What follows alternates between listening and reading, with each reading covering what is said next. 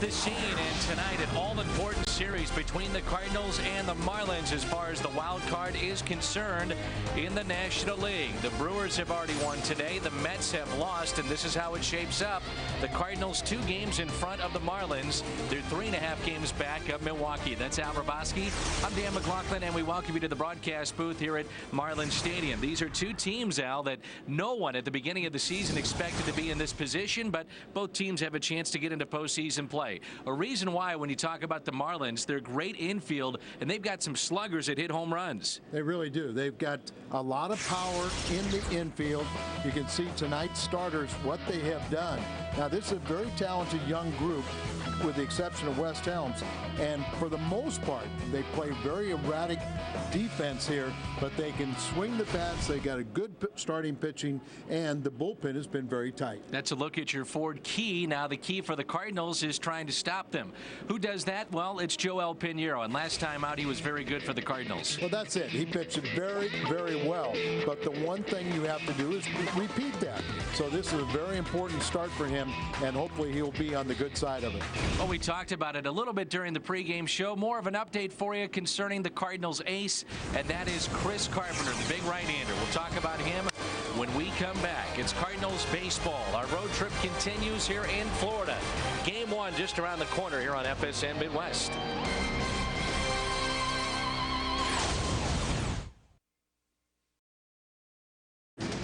Back in Florida, glad to have you with us as we get you set for Game 1 tonight between the Marlins and the St. Louis Cardinals. Nervousness around this ball club concerning their ace, Chris Carpenter. Our Geico quote, "I knew it wasn't right, so I didn't want to push it. My strength is fine. I had no other soreness." Chris Carpenter on leaving last night's start at Wrigley Field. And Al, no doubt, the Cardinals need him in this stretch run, but the Cardinals have at least outwardly said that they want to be overly cautious right now with their ace. Yeah, I don't think there's any reason to believe that there's something seriously wrong. Let's hope it's just precautionary. Have him checked out by Dr. Paletta, and then hopefully he can rejoin the ball club some point on this road trip. It's Joel Pinheiro, Anibal Sanchez. Those two get the start tonight for the Cardinals and the Marlins. A look around the major leagues with Pat Paris is coming up next.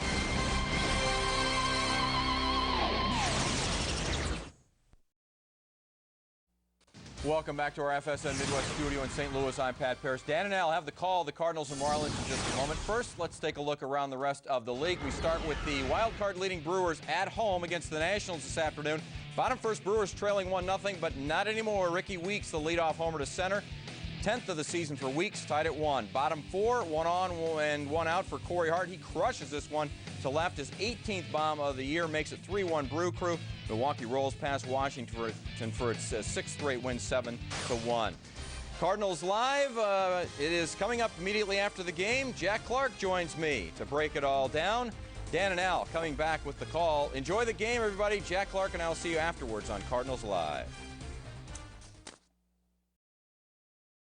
Cardinals baseball from Florida on FSN Midwest is brought to you by Bud Light. Endless refreshment from start to finish. Bud Light keeps it coming. By Auto Tire. For the lowest prices in town with 26 locations to serve you, you ought to go to Auto Tire, the tire pros. By Steak and Shake, famous for steak burgers. And by Geico Direct, a 15-minute phone call could save you 15% or more on car insurance.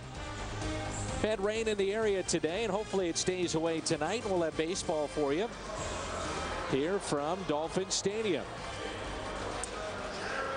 You can see it's another sparse crowd to take in the Marlins and the St. Louis Cardinals. Tony La Russa, 31st season as a manager, over 2,400 wins. And he'll go against Freddie Gonzalez of the Marlins in his 2nd year as a manager with Florida. A look at Tony La Russa's lineup, and it features Rick Ankiel back in there since the break, hitting over 360, couple of home runs and 10 RBIs. Schumacher is in center field, though. Felipe Lopez, the start at 3rd. Albert Pujols, the first baseman. Ryan Ludwig, and then Rick Ankiel. Yadier Molina is also in this lineup for Tony La Russa, followed by Miles, Pinheiro, and Cesar Izturis. Our Rico starter, Anibal Sanchez for the Marlins. Sanchez making his 6th start, 7th appearance this year. First time he's ever started or had an appearance against St. Louis. Threw a no-hitter in his rookie year. He had the Tommy John surgery, came back, during the course of the season, and they feel like he is one of their top guys. Not as consistent as he was before the arm injury. Let's take a look at the Marlins defense. If there is a sore spot with this team, it is how they play defense. Sanchez, numbers on him, third season, came over from Boston. Willingham is in left, Ross is in center field. In right, Jeremy Hermida, Helms, Ramirez, Ugla, and Jacobs along the infield, and John Baker is behind home plate. Worst fielding percentage, and they have committed the most errors. And Freddie Gonzalez, second year as a manager, but he is very familiar with the Florida Marlins. That's because he's either been in their minor league system or as a bench coach or working the bases as a first base coach or third base coach. 12th season with the Florida Marlins for Freddie Gonzalez as he took over. For then, who was the manager of the year, Joe Girardi. And Girardi moved to the booth and now with the Yankees. First pitch to Schumacher is grounded to the right side. One pitch and one out. That's how we start our game. Mentioned that Schumacher is in center field tonight. And Tony La Russa doing that here at this particular ballpark with the shorter porch in left field.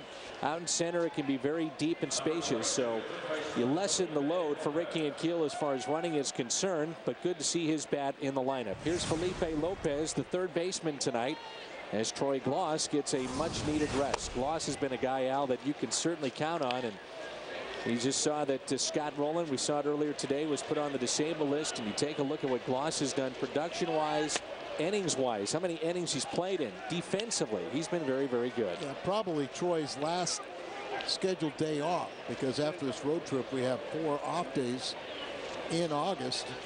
Just the end of August. Up the middle and a base hit past the diving Dan Ugla into center field on a 2-0 pitch. Lopez, very versatile player, but this is his first start this year at third base. And that's a bit surprising because we know him more as an infielder than an outfielder. Yeah, a lot of play at second base and shortstop. He's played only left field since joining the Cardinals last week. And his first start, and a good start for him with this base hit right up the middle. Wouldn't it be nice to put everything aside and jump out to an early lead? From the outside looking in at the St. Louis Cardinals, you look at 3 and 4 in this lineup, and there's a lot of pop with Pujols and Ludwig. They are 1 and 2 in slugging percentage right now, are Albert Pujols and Ryan Ludwig. And Pujols on the season hitting .350, 24 home runs, 75 RBIs. That's why it'd be nice to jump out here. These two spring training partners share the Donald Ross facility, so they're quite familiar with each other, and I think both teams would say they didn't expect to be right in the wild card hunt or division hunt when they left spring training, but they both have played exceptionally well. It's comfortable here at the ballpark. 81 degrees, 78% humidity. That's something you expect when you come down to Florida. Not much wind, only 2 miles per hour. So there you go. That's a look at your weather update. And there's a look at your NL leaders in slugging percentage. Pujols and Ludwig 1-2 in the National League. 3-0. The count on Albert, and the next pitch to him.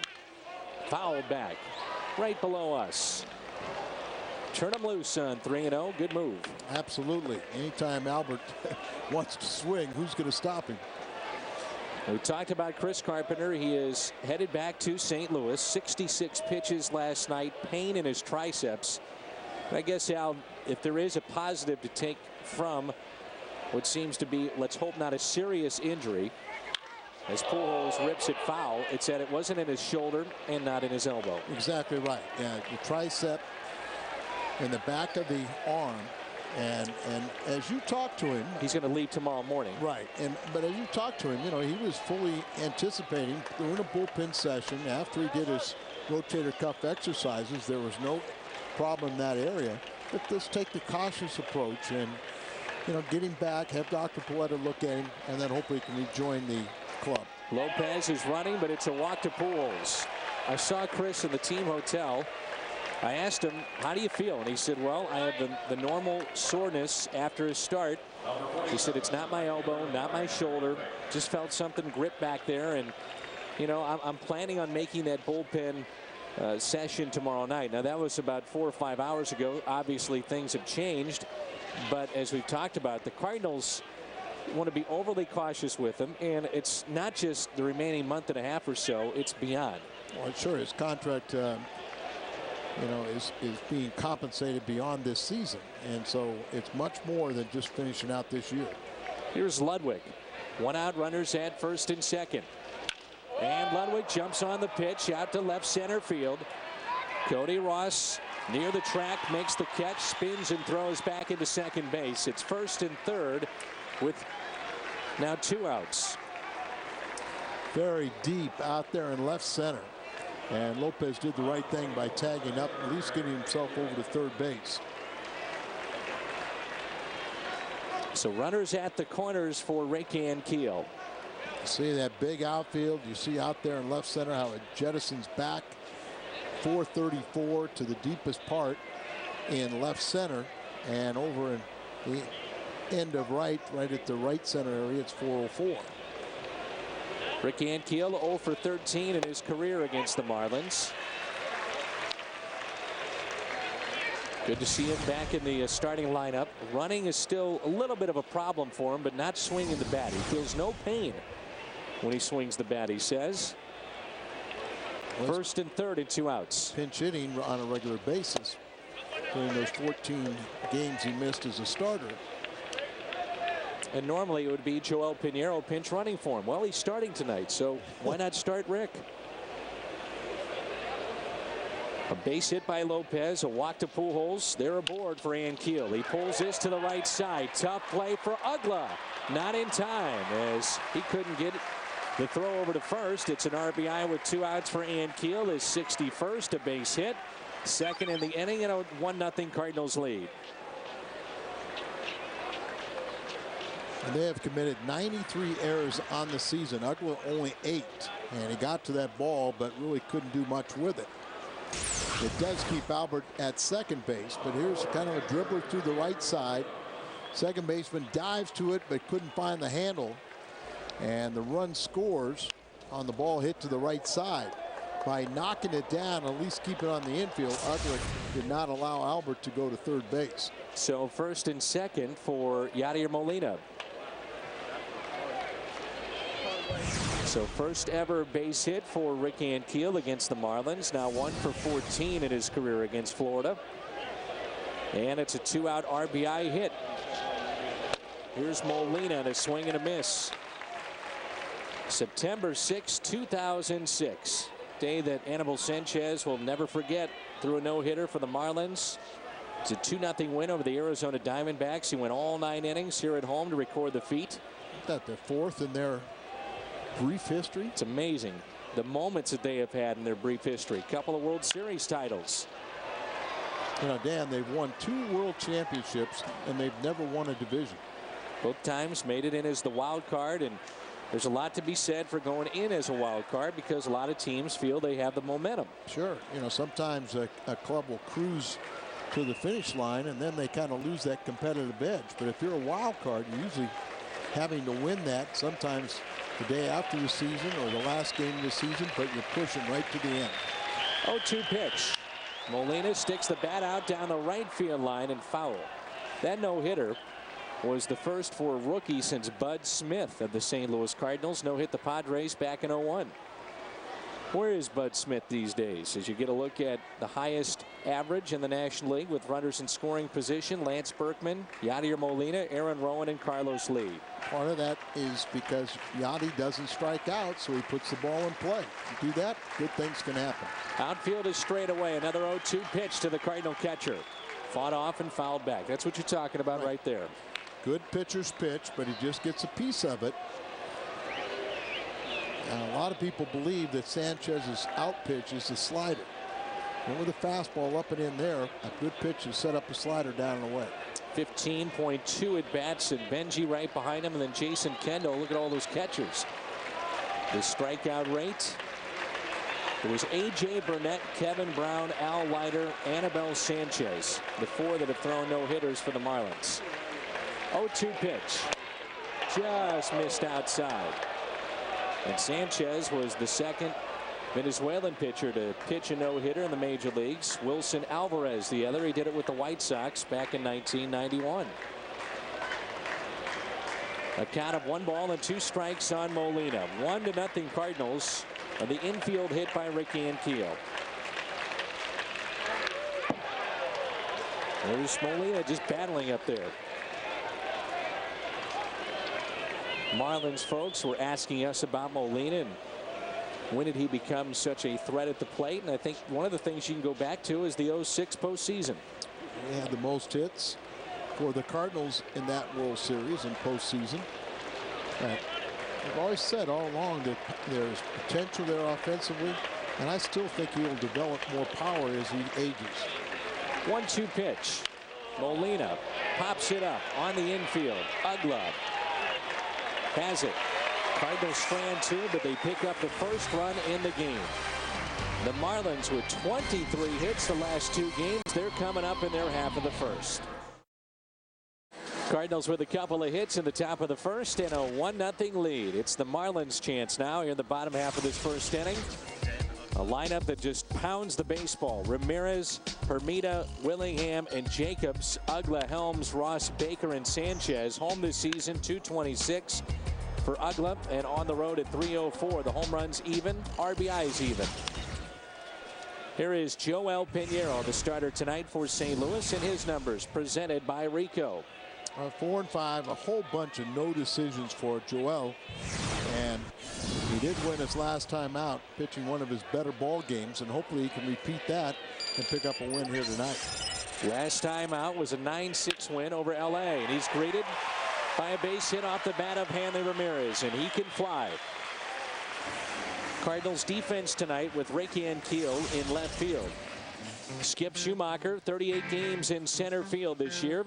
Ryan Ludwig in right. Lopez at third. Isturiz at short. Miles at second. Pujols over at first. And Molina is behind the plate. Will he be tested?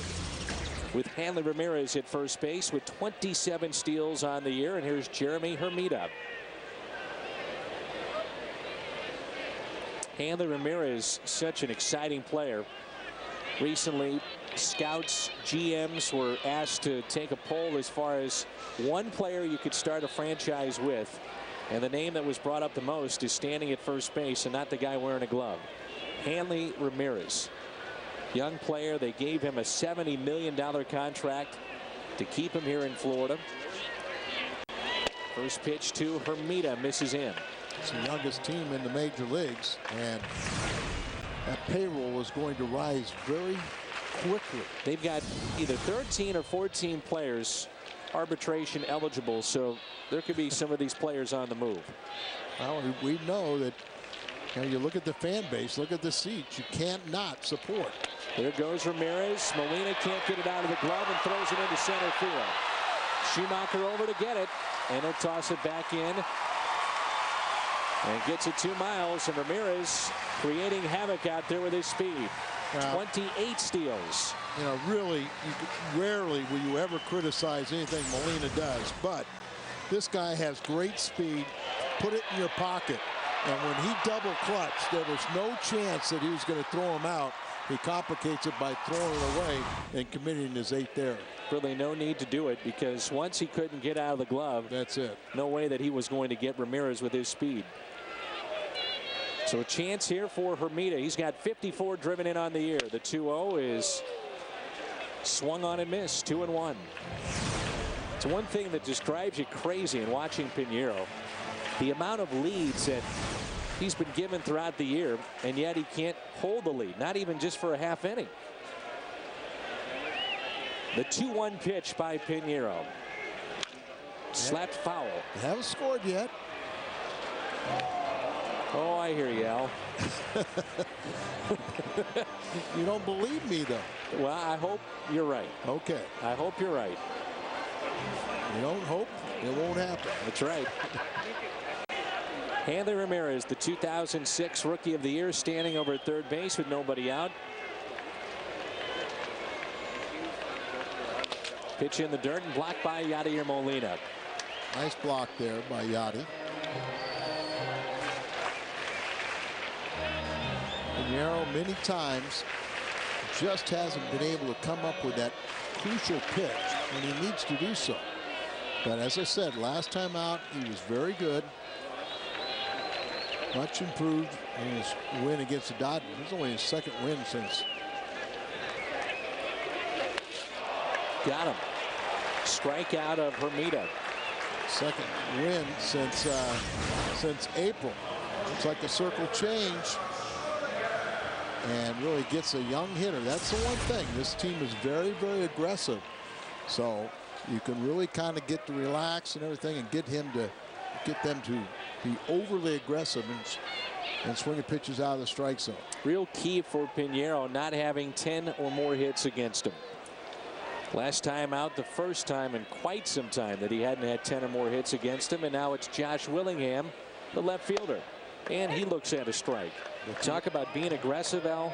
They're second in home runs, just one back of the Phillies are the Marlins. Fourth in slugging percentage, but more than 1,000 strikeouts over the season in this lineup. Sure, and that's why I say that, you know, never panic. You always feel like you can make it and execute a pitch.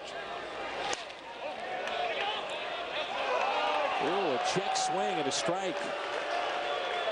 Al, I'm a believer now. See, it's not over yet, but many times when you get in a little jam, you just kind of relax. And if you get that first guy, your confidence grows. And if you get ahead of the next guy, all of a sudden you say, okay, now I can do what I want to do. I don't have to throw a strike. I've got very aggressive hitters. Let them expand their zone, get themselves out. And if you get him out, then you don't know how you're going to get the other out, but you just know you're going to escape.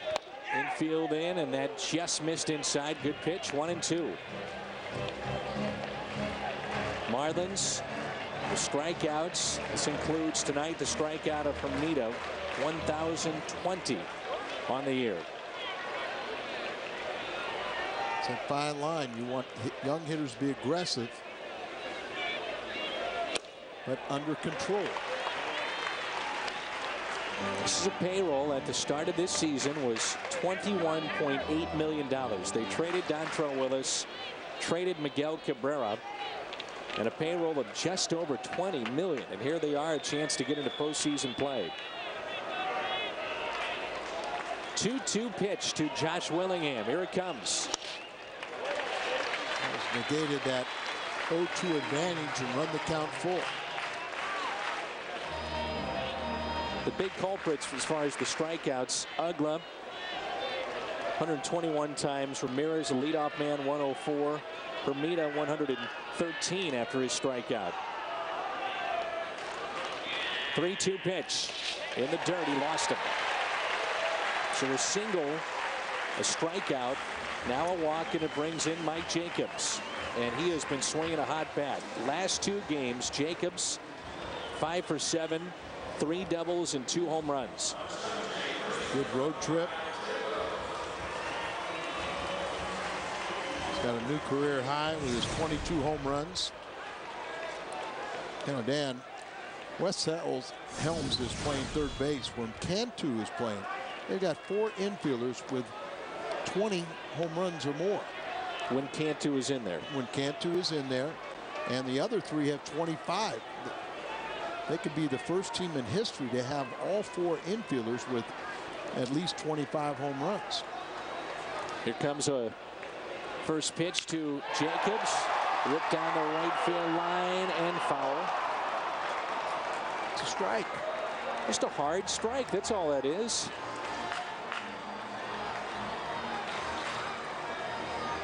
Talked about the trades when they've had fire sales. You really have to look at the entire story, and that is when they've traded away teams or players after they won, they have raped other farm systems and got some of the top young talent. Here's a product from the Mets and Jacobs. Here's an 0-1 pitch. Jacobs takes a ball just in a little bit. Ramirez and tonight's starter Sanchez came in the Beckett deal. Hanley Ramirez. Jacobs came in the Delgado deal, I think. The Marlins, by the way, have signed Paul LaDuca. He's in the minor leagues, and now this game is tied as the ball winds up in the seats. And we're tied up 1-1.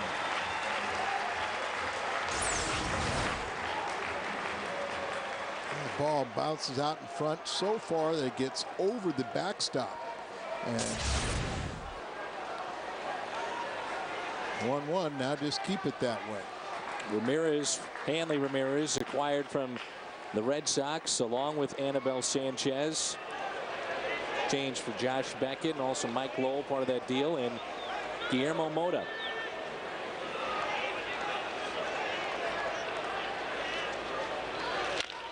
Little chopper hit towards short. 2 away. And you're right, Jacobs acquired in 05 from the Mets for Carlos Delgado. Ugla was a Rule 5 pickup. Isn't that something? But a solid. He came from Arizona. Look at his numbers. Back-to-back All-Star appearances for him. Of course, you'd like to forget about this year's All-Star game. Defensively, wasn't pretty, was it? Well, and then he struck out 3 times. You know, 0 for 4 with 3 strikeouts on top of it. 2 outs and a runner at third base. The Cardinals ended an 8-game errorless streak on Friday. Lead all of baseball with their .988 fielding percentage, but you wouldn't have known it watching last night. I think it's just kind of interesting to me that it corresponded right after Carpenter came out of that game. I just think that you cannot say that that didn't have a devastating effect on those players on the field when they saw Carpenter walk off, and everyone is concerned about an injury.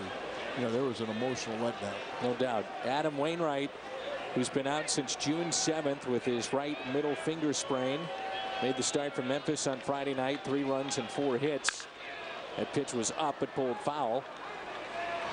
Wainwright will make his second appearance tonight for Memphis as he continues his rehab. And again, there's Chris Carpenter on the left, Barry Weinberg, the Cardinal trainer, on the right.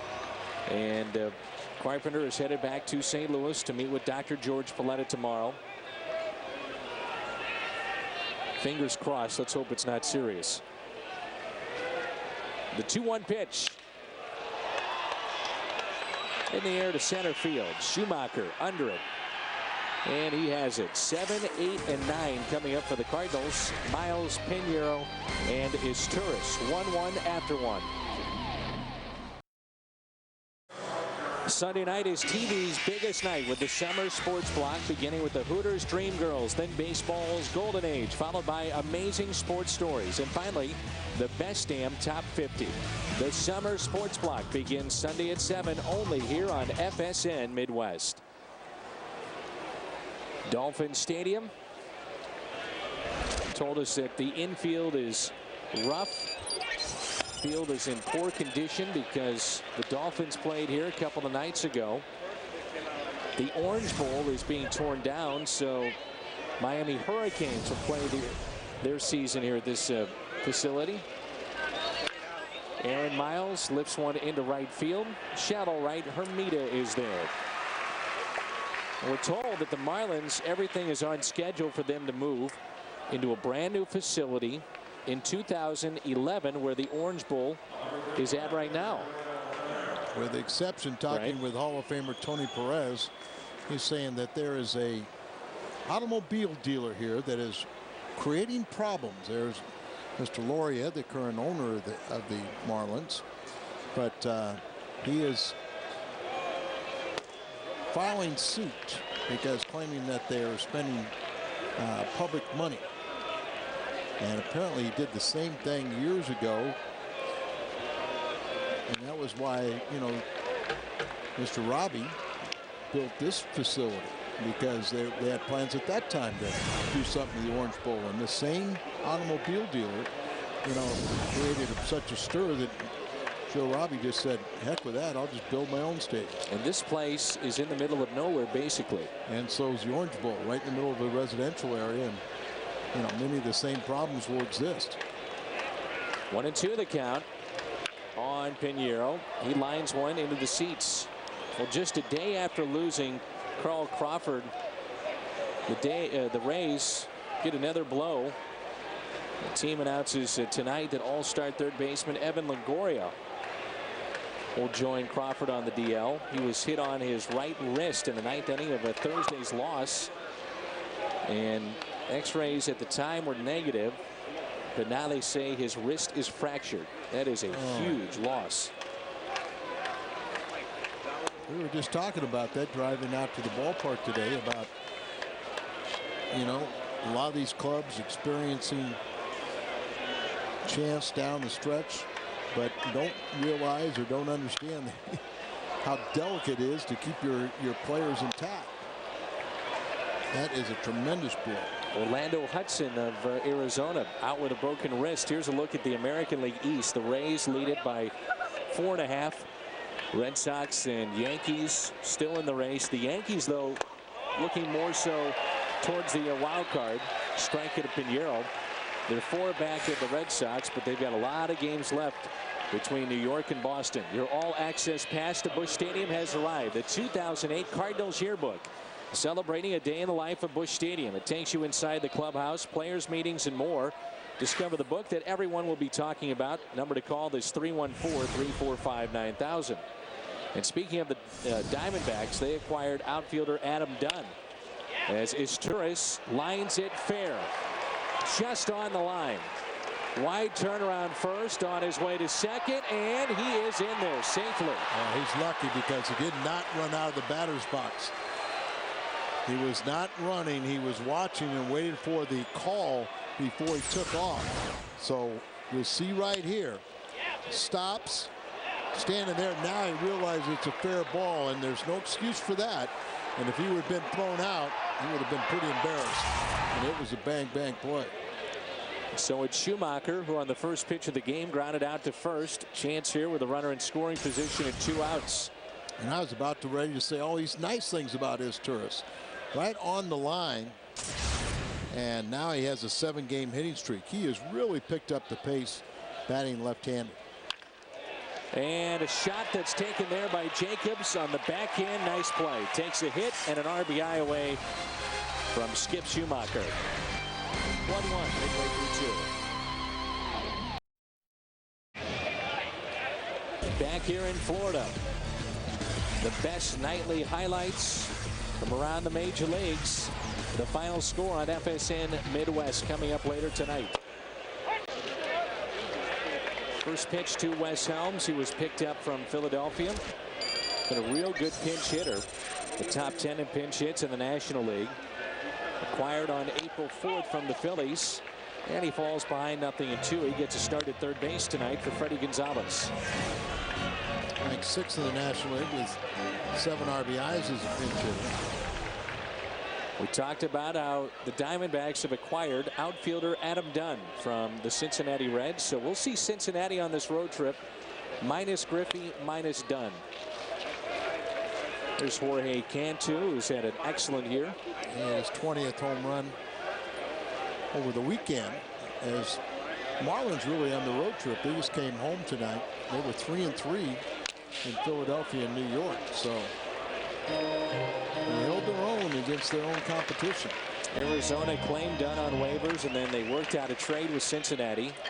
Dunn only 28. He leads the major leagues with 32 home runs. And they need him. Justin Upton is out.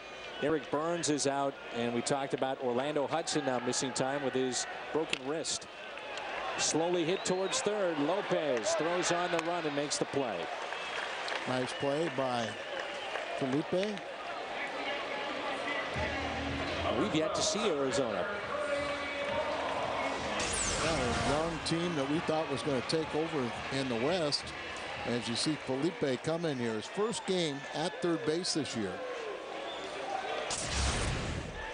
And that's not just for the Cardinals. He only played left field for the Cardinals, primarily a shortstop, second baseman. And his first go around at third. Here's Cody Ross at one time this year at a 17-game hitting streak.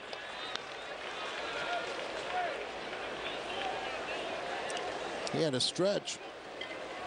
9 of his 10 hits that went for home runs. Right on cue. 2-1 Marlins.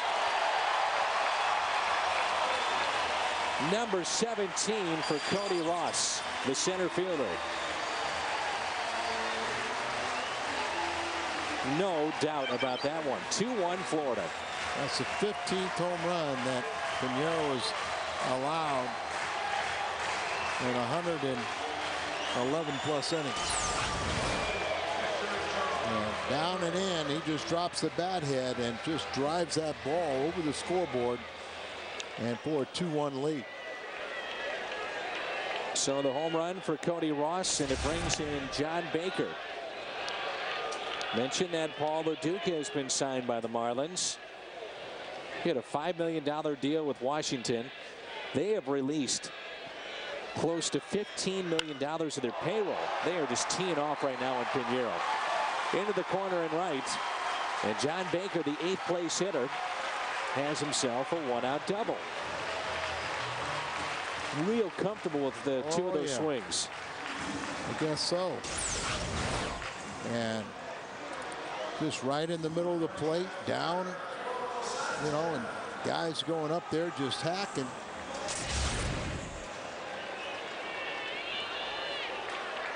You mentioned it, Dan. It's tough enough to hit, but if you're up there comfortable and don't fear being thrown at, it makes it a lot easier. Anibal Sanchez, the pitcher, looks at a strike. The Mets blow another lead today. The bullpen squanders their lead in a loss to the Pirates. Final was 7-5 at Shea Stadium. No Billy Wagner, and they are hurting. Strike 2 on Sanchez. Still looking for his first hit this year. 0 for 3.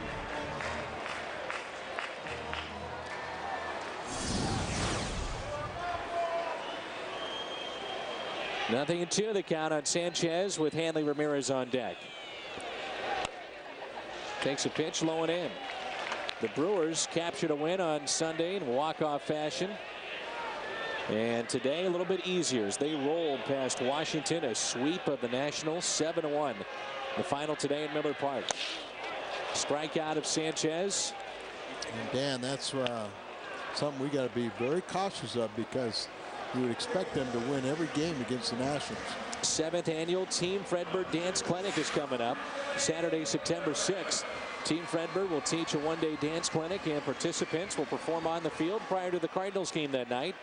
Receive tickets to the game as well. To register, visit stlouiscardinals.com, stlcardinals.com, or 345-9584. And the Cardinals leave here, and it's a 4-game set. They will go to Cincinnati, and then the Cubbies will come in here. Marlins start play tonight with a chance to win their division, not just looking at the wild card. As we speak, they are tied with New York because of the Mets loss. Both those teams, the Marlins and the Mets, 2.5 games out behind Philadelphia. Upcoming games for the Cardinals. 3 more with Florida, then we head to Cincinnati. This is where it gets a little odd in the schedule, those 2-game sets. Cardinals have 2 with Pittsburgh, then you see the following week just 2 with Milwaukee, and all the off days that they have in a 2-week span. 4 off days, I think, in 11 days. It seemed like it'd be a little nicer to spread those out a little bit. Of course, the Cubs had an off day on Thursday, and they're off again today. So they have a chance to regroup. Not that they were overly taxed by the Cardinals. Here is Hanley Ramirez. 2 balls and no strikes with 2 outs. Runner at second base, 2-1 Florida. Ramirez singled, stole the base, and then scored on a wild pitch. Guy that's been struggling, though, at the top of this lineup, hitting just .205 since the break. And even last year, Freddie Gonzalez had Ramirez in the middle of the lineup, hitting in front of Cabrera. 3-0 pitch, taken low because of his power and run production skills, but with his speed, they want him at the top of the lineup. Second walk issued by Pinheiro. Runners at first and second with 2 outs. And it brings in Jeremy Hermida. Struck out on a changeup his first time.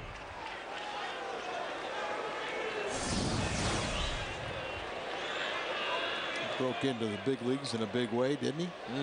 Against the Cardinals, grand slam, if memory serves correct. On his first major league at bat. Cardinals have enjoyed great success here in Florida. They've won 11 of their past 15 against the Marlins here at this ballpark.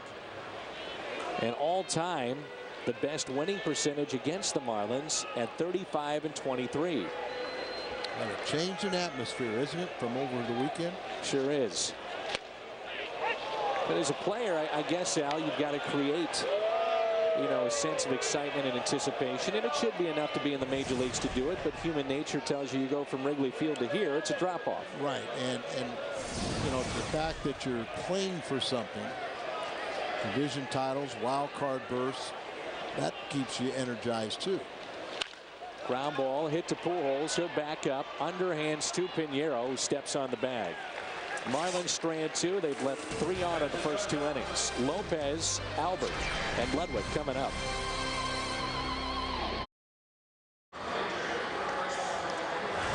Ball game tonight is presented in FSN HD high definition. Al Raboski, Dan McLaughlin with you, our Bud Productions crew. Glad to have you along here in Florida. Felipe Lopez, who's hitting .293 on the road, but just .172 at home this year, will lead it off. He singled and scored back in the first inning on an infield hit by Rick Ankiel. Short-lived 1-0 lead for the Cardinals. Now 2-1 they trail. That pitch at the knees from Sanchez, and a strike. Felipe was a pregame show guest of Brent Stover's, and they talked about the change in scenery. We always hear from opposing players when they get to St. Louis, Kyle Lowe's being a good example, just how shocked they are at the preparation that goes in from Tony La Russa and his staff into each and every game, each and every inning. The ball gets away 1-2. Well, then just the energy level of coming to baseball heaven. Just, every night you're playing in front of a packed house, rabid fans that are behind you 100%. Lopez strikes out. It's the environment that is the opposite of this environment. Retractable roof if the new stadium gets built for the Florida Marlins. We've got 4 games here. Is there any chance that we will not have a rain delay in one of those games? Probably no way. And if it'll happen like today, where afternoon thunderstorm and then clears up because the temperature drops dramatically. Extremely humid, so every day you've got a chance for late afternoon thunderstorm. I've never played in the Florida State League, but they said that teams rarely got to take batting practice because it usually hit in the late afternoon during batting practice, those storms. And the Cardinals did not take BP, but it wasn't because of the weather. It was because of the late night that they had. Trying to keep these guys as fresh as they can as Pujols is out in front of the pitch, 1-1. Arrived about, what, 4:15 in the morning? About that time, and we'll have a late night Thursday night, Friday morning. So we head from Florida to Cincinnati and wrap up this road trip with 3 against the Reds over the weekend. The next 2, Albert Pujols. Hits it out of play.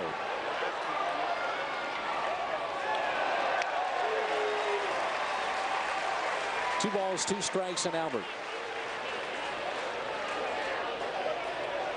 Brockton was left stranded back in the first.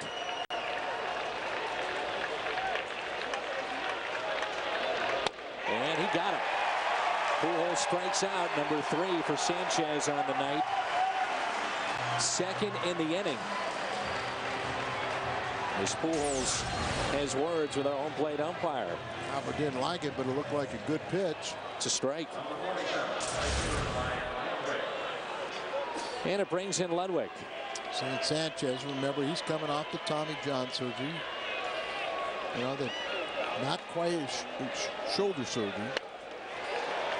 And not quite as sharp as he was before the surgery, but I'm sure it's just something that he'll get better as time goes along. Ludwig flying to deep center first time up. The 0-1. Make it 0-2, and Ludwig spins away. Sanchez just painted the outside corner.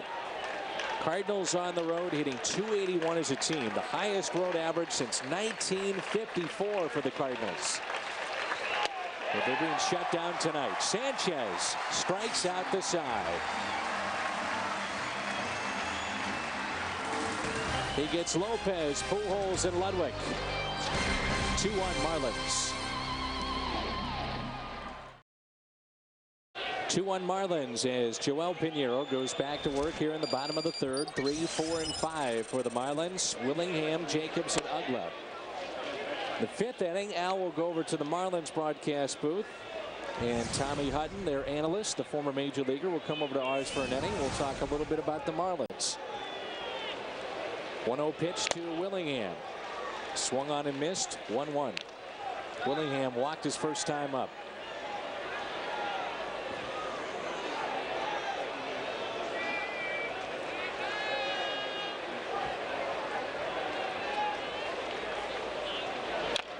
And that's strike 2.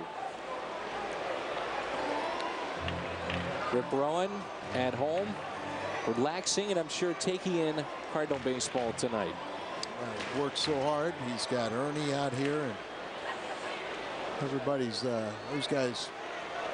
They all miss Rip. What a great job he does. Ernie's taking. He's going to go back and take a nap. Here's a 1-2 pitch.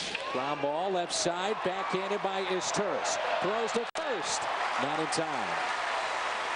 Tremendous effort that time by Izturis, even to make that close. Yes. Well, tomorrow on our Cardinals Live pregame show, tune in for our weekly Tuesday segment of Ask the Umpire. Every Tuesday, we ask former Major League umpire questions about the rule book, calls that come up every so often during the course of the game. Tune in at 5. It's Cardinals Live on FSN Midwest. So an infield hit for Josh Willingham, on base for the second time, and here is Jacobs. Grounded to short his first time up.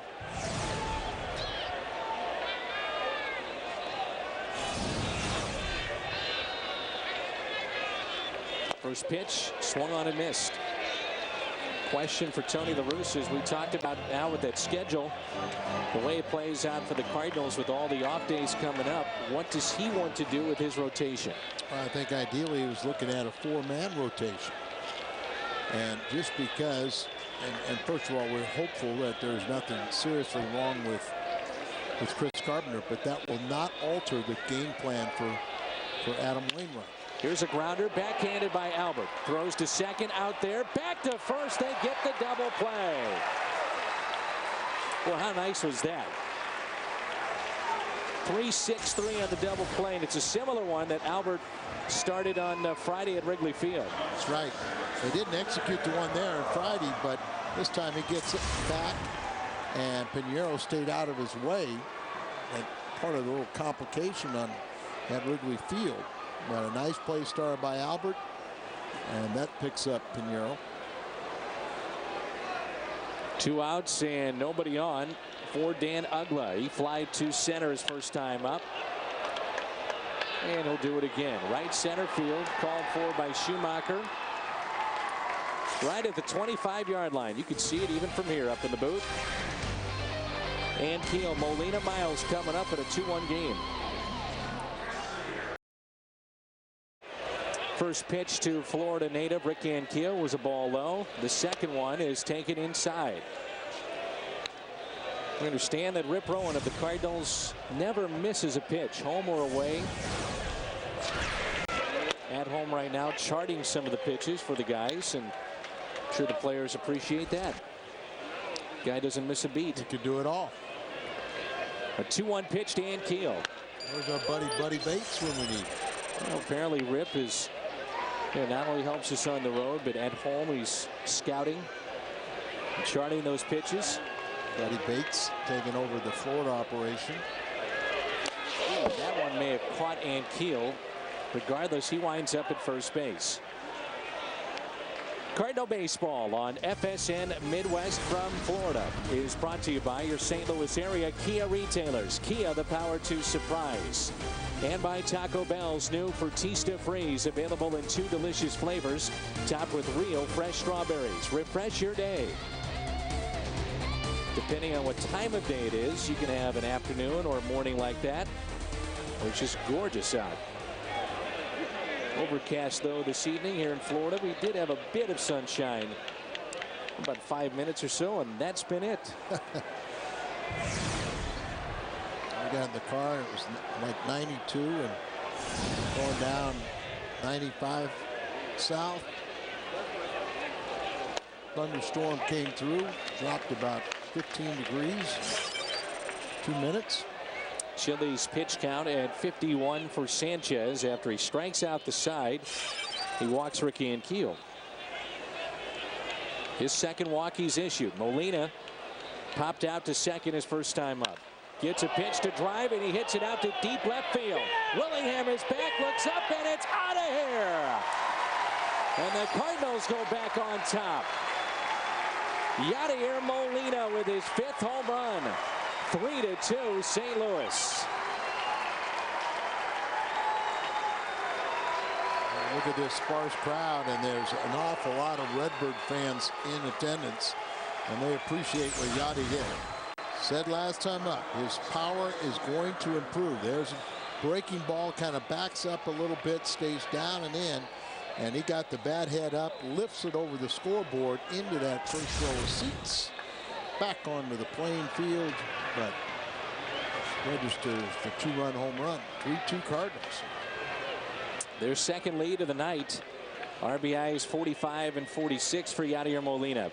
3-2 St. Louis, and it brings in Aaron Miles. Hopefully the Cardinals can pile on here, but this is where Pinheiro really has to bear down. They've given him another lead, and you got to put up zeros afterwards. Hit towards third, taken by Wes Helms. Fires it across the diamond to Jacobs, and that's the first out here in the top of the 4th. Speaking of Pinheiro, he'll dig in with 1 out, nobody on. 3-2 St. Louis. You and I did a game in which an umpire used instant replay.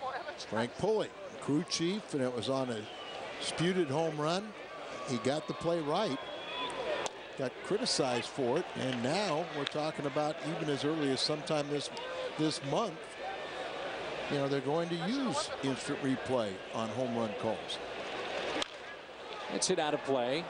Strike 2 on Pinheiro. The gentleman there is known by the name of Doc that we just showed you behind that camera, and that was the camera that was used that day. Right, went into the Marlins dugout. Doesn't look like the dugout, does it? Nope. And that's off the foot of Pinheiro. He was criticized for doing so, but he got the play right. Depends on how you want to look at it. The human element of the game where you can make a mistake and don't have replays to help you out, or do you want to get the play right? Well, if this is the same scoreboard, it would be in a situation like the American League and National League on the scoreboard. It's white. Well, how do you determine whether a white baseball goes over the wall or hits that portion? And that was what happened. 5 strikeouts tonight for Sanchez. Well, this September, join the Cardinals as they take on their division rival, the Chicago Cubs, in Chicago on the official Cardinals road trip to Wrigley package. This is what you get: airfare, hotel accommodations, game tickets, exclusive access to a Cardinals event featuring team personnel and players. Number to call is 800-892-7687. 800-892-7687, or visit stlcardinals.com/road trip.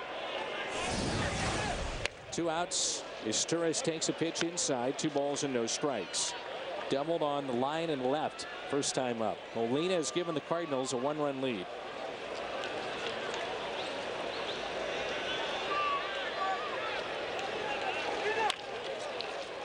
Slowly hit to second. Handled by Ugla. Yadier Molina picks up home run number 5, and RBIs 45 and 46 over the wall and left. And the Cardinals lead it 3-2.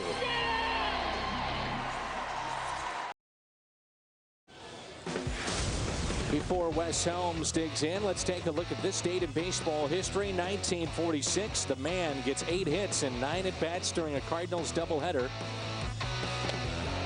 which wound up being a sweep of that doubleheader. And we mentioned how the Marlins Al have, as a team, over 1,000 strikeouts and 3 players with 100 or more. Stan the Man had 40 or more strikeouts in a season 3 times, and 2 of the 3 came on the final 2 years of his career. And remarkable. There were guys that would have 50 home runs in the minor leagues. Backhanded by Isturis. Good play. And stay in the minor leagues because they'd strike out 100 times. And there was just, you look at all the great players in the, Stan's era. If you struck out over 50 times, that was an embarrassment. Think of Adam Dunn making $13 million this year with all the home runs, but that's the way the game has switched. Yeah, I'd say that Reggie Jackson, the Hall of Famer, and everybody calls him Mr. October, but his greatest accomplishment to baseball is he glorified the strikeout. A chance of Cody from the few hundred in attendance. Cody Ross homered his first time up. Wes Helm just grounded out, but he and Luis Gonzalez have really kind of been the father figures in this ball club. They have really helped out the young players, taught them how to handle themselves, from a player standpoint. You got a great young manager in Freddie Gonzalez and staff, but you need a couple veteran players, and there's Gonzalez right there. And I mean, he's one of my favorites, one of the nicest guys in the world, but he is really showing his veteran leadership with this young team. Gonzalez 353 career home runs, which is 75th on the all-time list. All the doubles he's had, 588, 15th on the all-time list. Next up is Barry Bonds, who showed up in San Francisco. Yeah, we were wondering if he would do that, and he did. And he's made it clear to everybody that was listening, especially Joe Torre, Joe Torre, that he is not retired. It's a creative hat. A 2-1 pitch here to Cody Ross. Here it comes. Hit hard, but to second. Miles is there. So far, so good. Pinheiro, we kind of challenged him to really bow his neck and really kind of come out here and throw up a 0 after Yachty and his teammates gave him a 1-run lead again. Here's a catcher, John Baker, doubled first time up. Cardinals will have the top of their lineup in the 5th. 2 outs and nobody on. And the pitch is ripped into right field for a base hit. So instead of having Anibal Sanchez leading it off, the pitcher in the bottom of the 5th, he'll at least come up for the Marlins here in this inning. Baker 2 for 2. I'm sure he's finishes this inning, as you always are concerned with Ramirez lurking, and he's on deck. Mention that the Marlins have won 2 World Series championships. The first was in 1997. And again, both as the wild card winner in the National League. This dramatic win over Cleveland, the World Series. And then they did it in 2003, and Josh Beckett was tremendous in the final game of that series against the Yankees. Broken bat handled by Pujols. Forced play at second. Tommy Hutton, color analyst from the Marlins, will join us. Al will go over there. Should be some fun here in the 5th. 3-2 St. Louis, top of the 5th here in Florida. Tommy Hutton joining us, his 44th year in professional baseball, 17 years as a player, bunch of years as a broadcaster.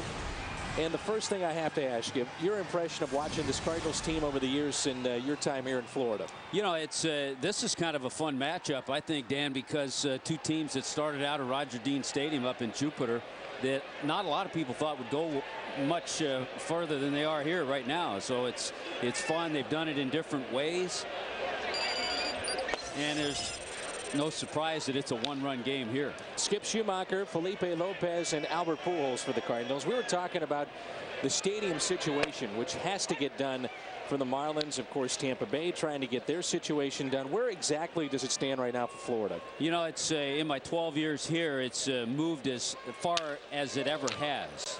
There's a backhanded play by Dan Uggla for the first out. All the things have been agreed upon and passed by local legislature, but there's a local businessman, Norman Brayman, who at one time used to own the Philadelphia Eagles, and for some reason he wants a referendum from the city, and even though it's already been voted. So Marlins owner Jeffrey Loria is being patient right now because they have their plans for the new stadium. It's going to be about 38,000, retractable dome, and right now they're just in a holding pattern until this thing gets settled. Felipe Lopez will dig in. He's 1 for 2 with a single and a run scored up the middle and snared by Sanchez. What a play. Self-defense. Wow, how about that play? Self-defense. Ball was scalded by Felipe Lopez, who the Marlins saw earlier this year playing left field with the Nationals. He hardly had time to react. Was able to stick the glove up and found it. From your perspective, we talk about Pujols night in and night out. What's it like to watch this guy and, you know, on average, you only see him 6 times a year in the regular season? I tell you, I'm always impressed with the way he plays defense. Yeah. Former Gold Glover. I mean, I know he can hit. Everybody knows that. His patience at the plate, the fact that he doesn't strike out very much, just an incredible talent. 1 ball, 1 strike. He has walked. He has struck out his last time up. That's the pitch that got him last time, too. Sanchez has broken off a couple of real nice breaking balls. He's got the slider, he got the curveball. He got Pujols with his curveball last time. A wise move by Albert to try to break up the momentum there by Anibal Sanchez. Must have been quite a moment to see his no-hitter. Yeah, it was against Arizona. He was in a terrific groove, obviously, to throw a no-hitter. He's not an overpowering guy, but had excellent stuff that night. And Pujols will hit it high in the air down the right field line. Hermida is over foul territory. Great effort. Comes up just a bit short. And I guess that kind of effort typifies the season of the Florida Marlins with some of these young players. When they get knocked down, they just keep coming back up. And that's something they've done as well as the Cardinals, it seems like, all year. Every time fans and the local media, the radio people write the ball club off, they come back. Well, you don't see that often as Pujols throws the bat and strikes out. Anibal Sanchez with his 6th strikeout. Tommy Hutton with us. Back with more in a moment. It's 3-2.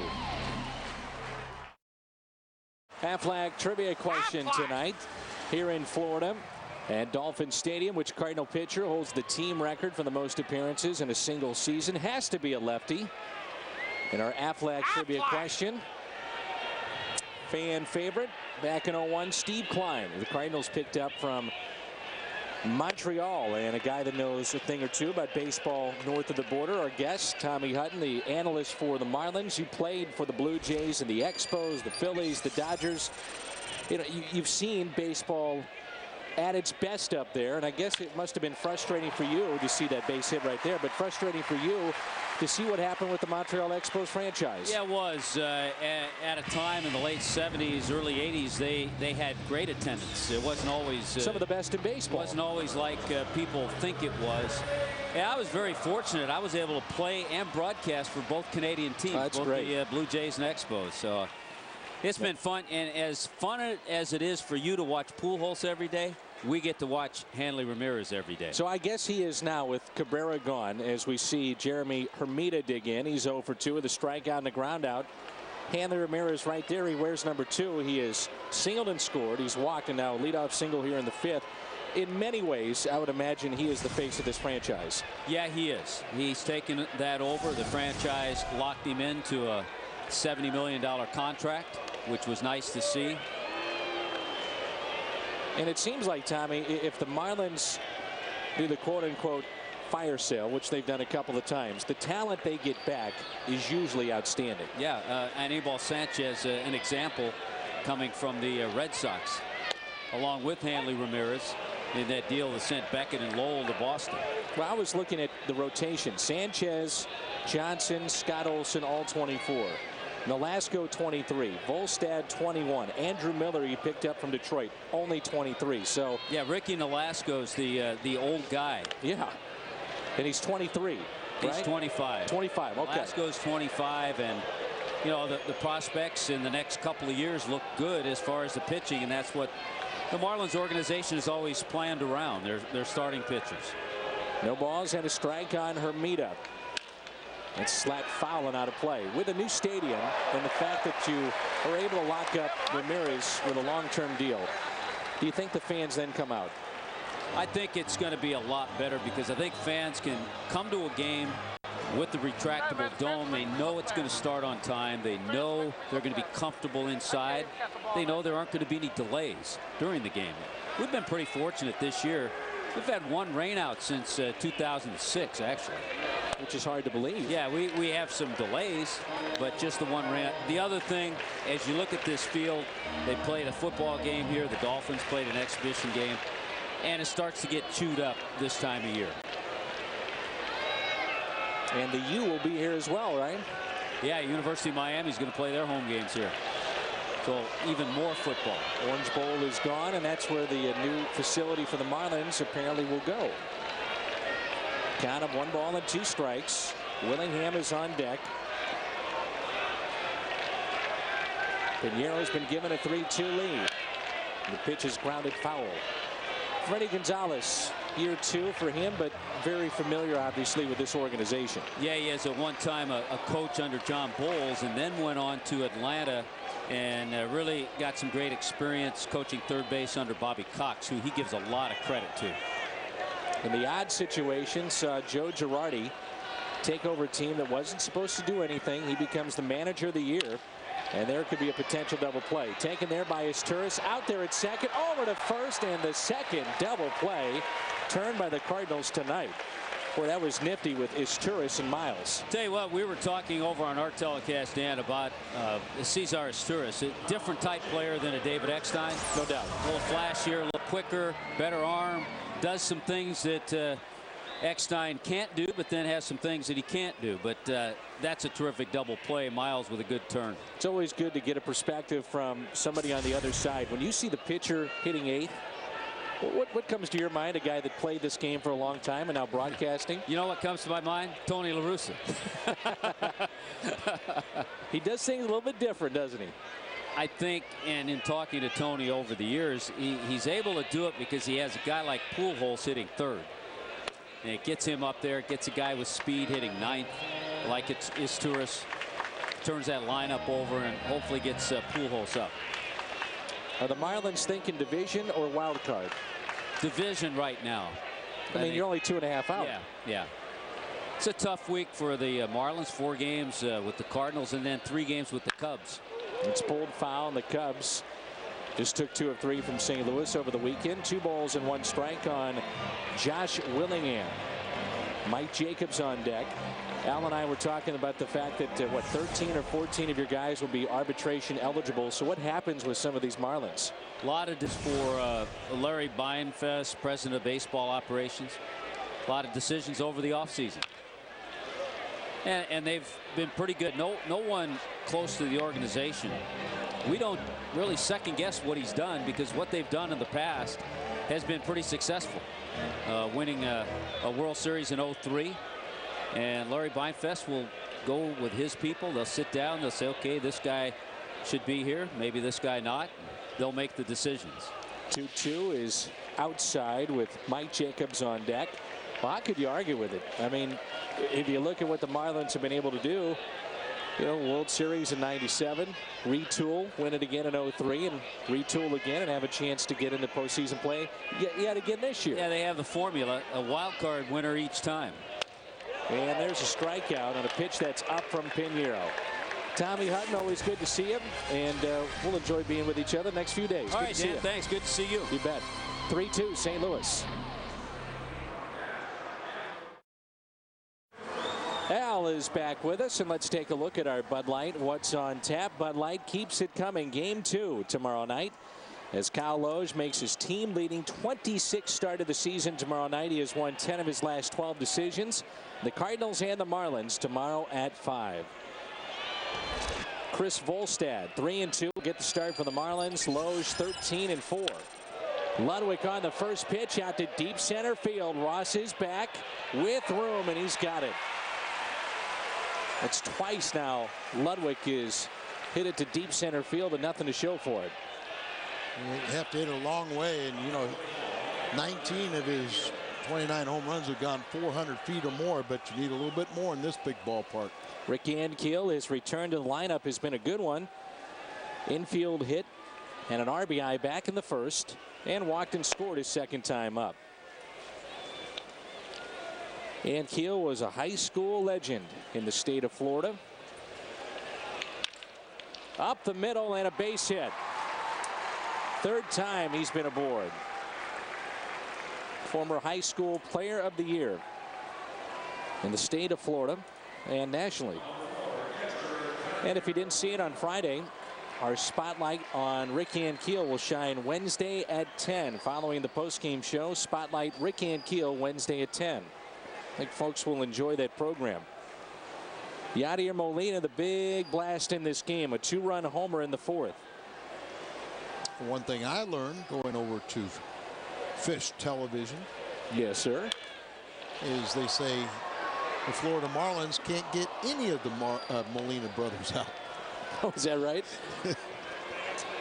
Hardy's prime cut of the game off the bat of Yadier Molina. 5th home run, RBIs 45 and 46. Just one of the 3 Molina brothers. And got a breaking ball. You saw that nice compact swing. Got out there in front. Finished it off and hit it over the left field scoreboard. And Al, you've said this before. You feel he will hit for more power. And why do you say that? Well, I mean, he's still a relatively young player. You know, first of all, I want to see his average, what he's improved. You know, a couple of years ago, you kind of questioned whether he was going to hit 250, 260. Now he's a 300-plus hitter. And I think as he matures a little bit and has the confidence of hitting, and I think there's going to be times he's just going to kind of pick his spot and know what they're trying to do to him and drive the ball and drive it out of the park. 1-2 the count. And I guess what I'm saying is 15 to 20 would not be an unreasonable amount. Look at that average in 2006 at 216. Last year 275, and this year, and that's updated at 306, 5 home runs, and the RBIs very good, very respectable at 46. Clutch RBIs. A lot of 2-out RBIs, and with some of the bigger bats having moved on, like an Edmonds or Rowland, Molina has moved up in the lineup, and you would presume that's given him more opportunity. 6th spot, so he's going to be.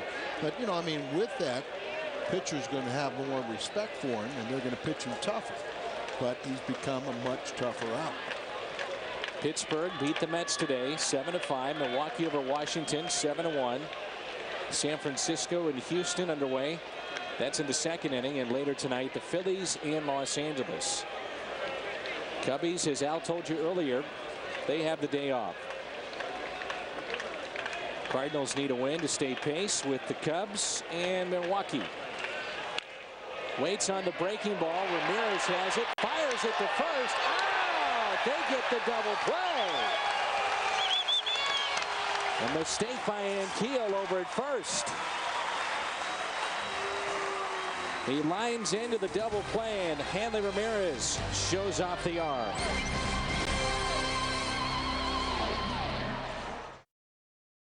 This portion of Cardinal Baseball on FSN is brought to you by Rico. Move your ideas forward with Rico Dependability. And by your local St. Louis Jeep dealers. Last 2 games coming into tonight's contest for the Marlins. 23 hits with 12 of those going for extra bases. And Pinheiro, for the most part, Al, has done a very nice job. He's given up 6 base hits. And now it's a 3-2 St. Louis lead. Well, you're right. He's protecting that lead, and that's good to see.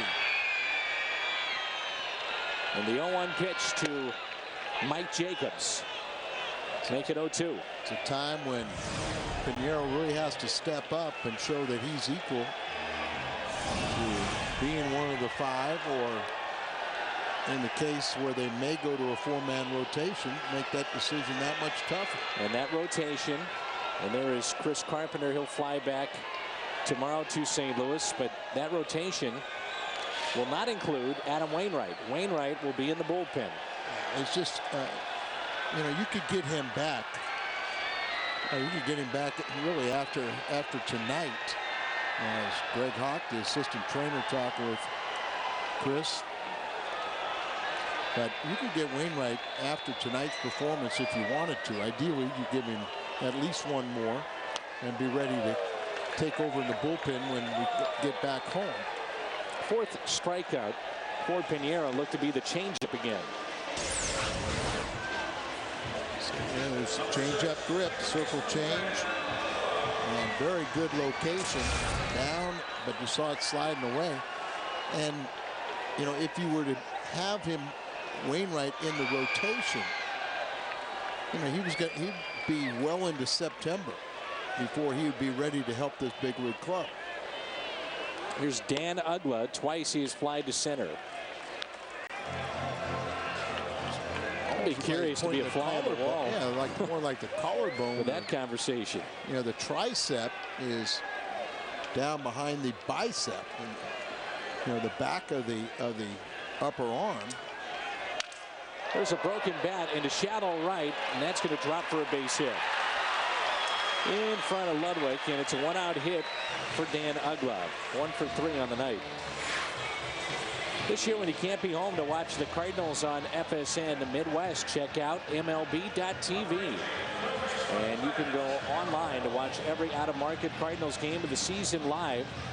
For details, visit STLCardinals.com, where baseball is always on. And here's Wes Helms, and Cardinals partner have used that double play twice tonight. How about the last one, the 6-4-3 double play started by Asturias? That was nifty. Very nice. And remember, you have Ramirez was on first base after the base hit, so he didn't steal a base this time, and to get him the lead runner. Big secondary lead by Uggla. You better be careful with Molina behind the plate. All the pickoffs he's had.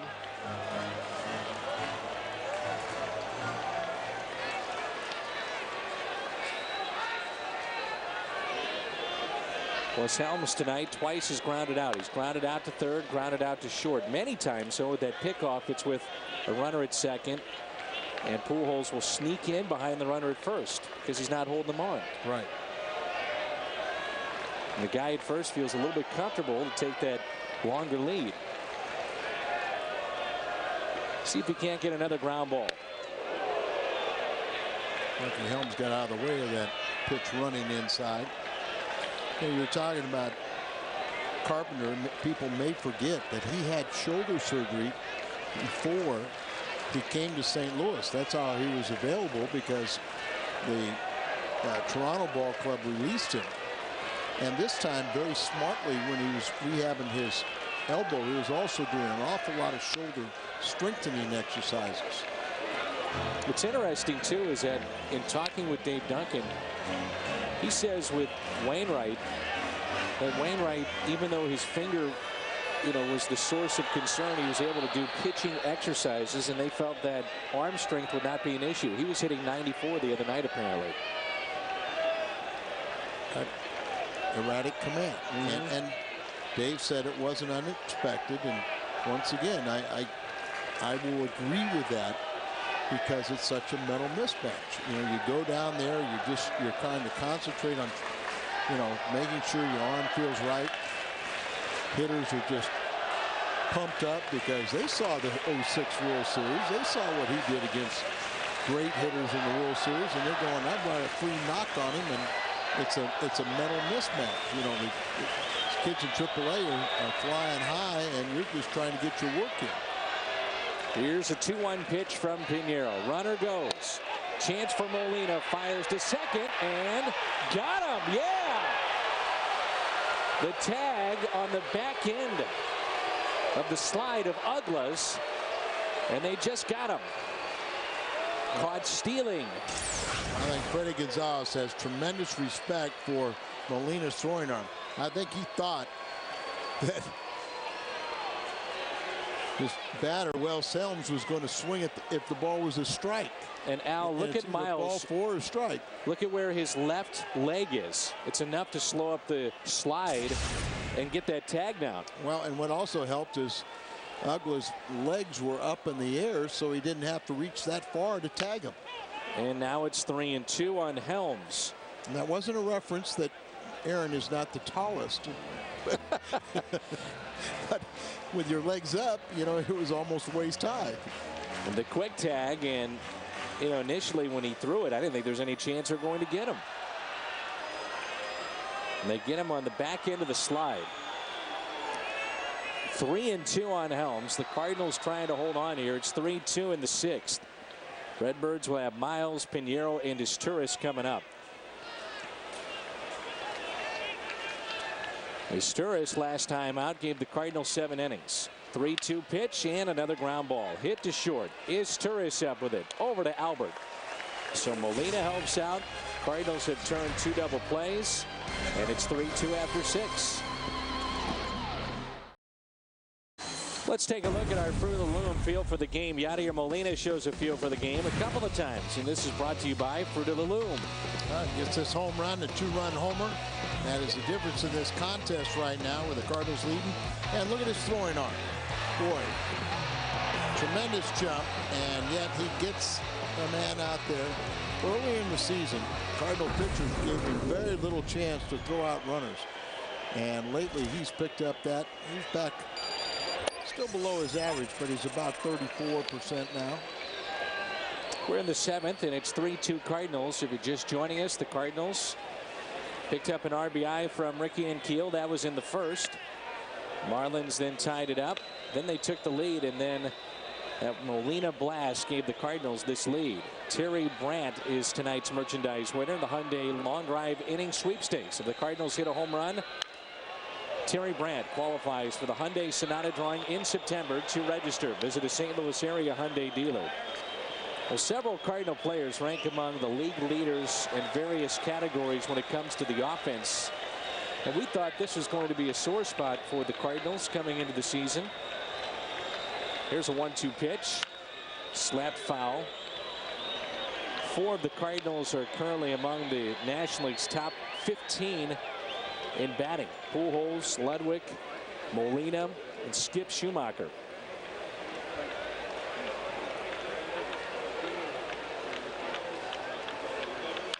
And that's pulled foul. Well, the name of the game is to score runs. And when they go 4 runs or more, his team wins.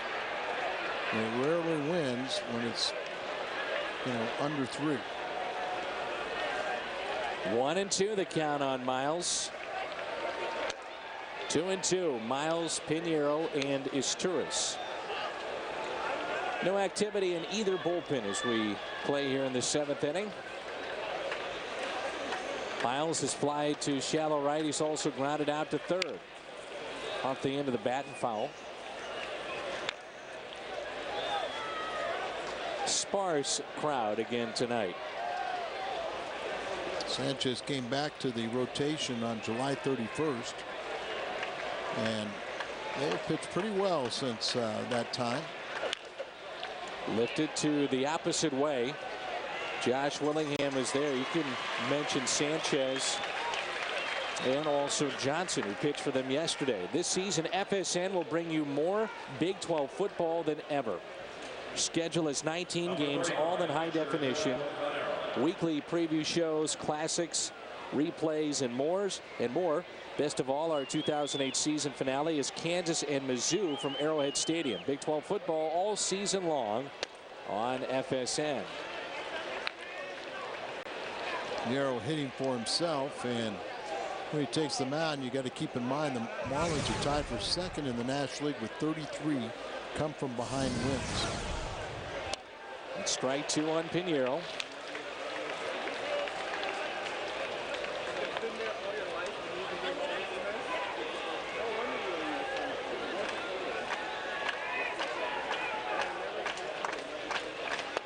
And an easy strikeout for Sanchez, number 7. Cardinals camp out presented by Bass Pro Shops, and Tracker Boats is back on Friday, September 12th. Cardinals take on the Pirates and come spend a night on the field and under the stars at Busch Stadium. For ticket information, call 345-9000 or visit us online at stlcardinals.com. Strike two, Cesar Izturis.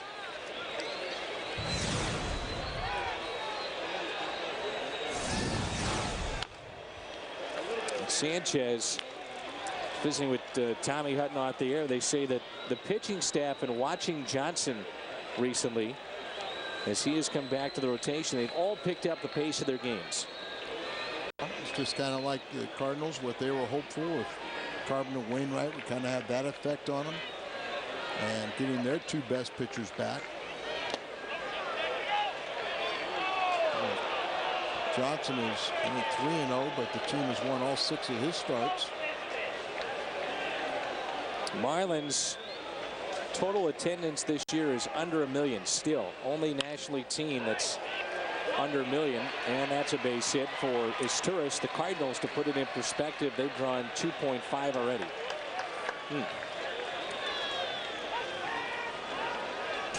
Two-out base hit and second hit for Izturis. He's swinging a hot bat. He really is, and doing a lot of damage from the left side.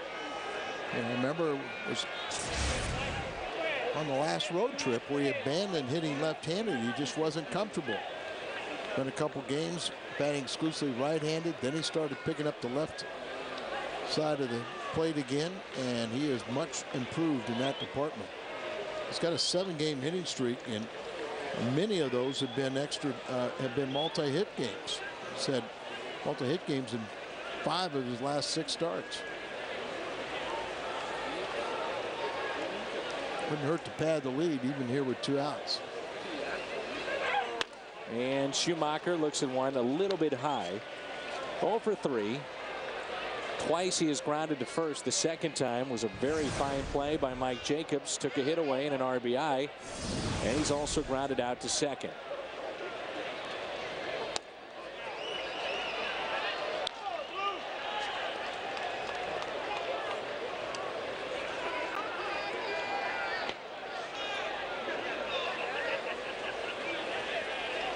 Activity in the Marlins bullpen now.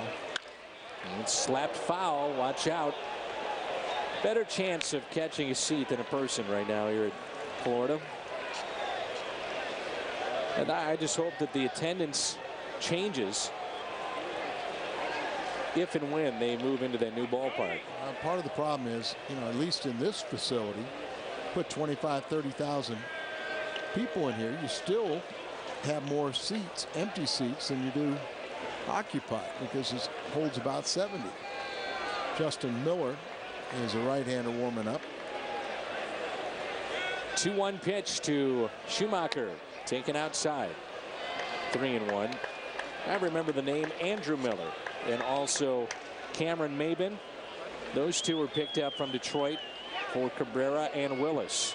Andrew Miller is on the DL. Maben at AA. High prospect. And that's ball 4 to Schumacher. In steps Felipe Lopez. Felipe has gone to a team that, as you mentioned, not a lot of life, to a Cardinals team fighting for their postseason lives, and then tonight hitting in a perfect spot in front of Albert Pujols. Right. Mark Wiley, pitching coach here for Freddie Sanchez, out to talk to his pitcher. Mentioned a right-hander warming up. He got up after Izturis got his 2-out base hit. Sanchez has walked 3 and he has struck out 7. He's thrown 97 pitches on the night. 65 of them are strikes. And you like what you're seeing, but this is a young guy. 6 starts since coming off the disabled list with that shoulder surgery. This copyrighted telecast is presented by the authority of the St. Louis Cardinals and may not be reproduced or retransmitted in any form, and the accounts and descriptions of this game may not be disseminated without the express written consent of the St. Louis Cardinals.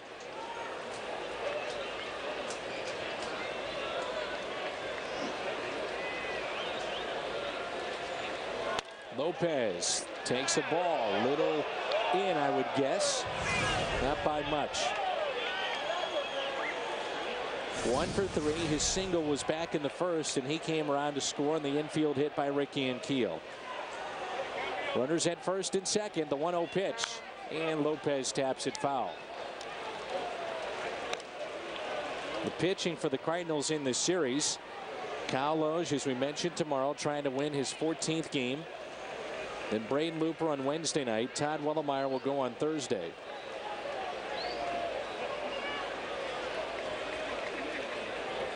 The 1-1 pitch to Felipe Lopez. Here it comes. Taken high. Get the feeling, Al, that this is probably his last batter one way or another? I do. And if we're still batting here in the 7th inning, Dustin Miller gets the luxury of coming in and facing Albert. Here comes pitch number 102. 2-2. Looked like that wasn't a strike, but I mentioned earlier the first pitch did look like it's in the strike zone. So make good pitch, huh? Yes, sir.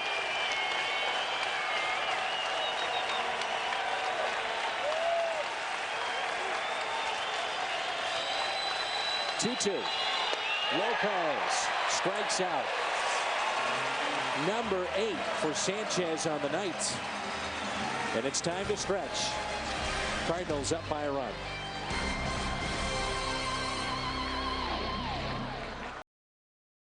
Cody Ross will lead it off against Pinheiro as we start play here in the bottom of the 7th. And the first pitch taken for a strike. Ross homer tonight, back in the 2nd inning. He's also grounded out to second.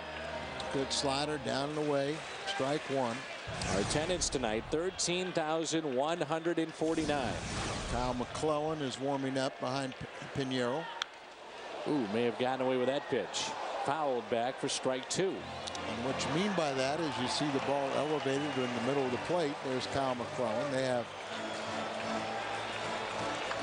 a couple right-handers warming up as Sanchez spot is due up third.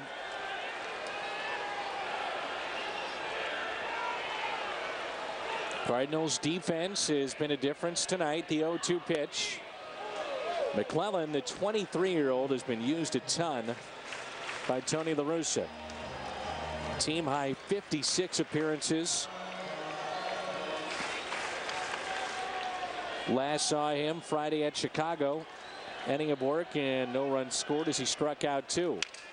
Broken bat got in on him. Charged by Isturis, and a long throw. It's low, but there to Pujols. Defense, a story tonight for the Cardinals. How about this double play? 3-6-3. That's the first of 2. Isturis a couple of times with Lopez trying to cut in front. We just saw the most recent. And then this double play. That was turned 6-4-3 back in the 5th inning. Not too shabby. Well, you throw strikes, you keep the ball on the ground. Very few outs have gone to the outfield.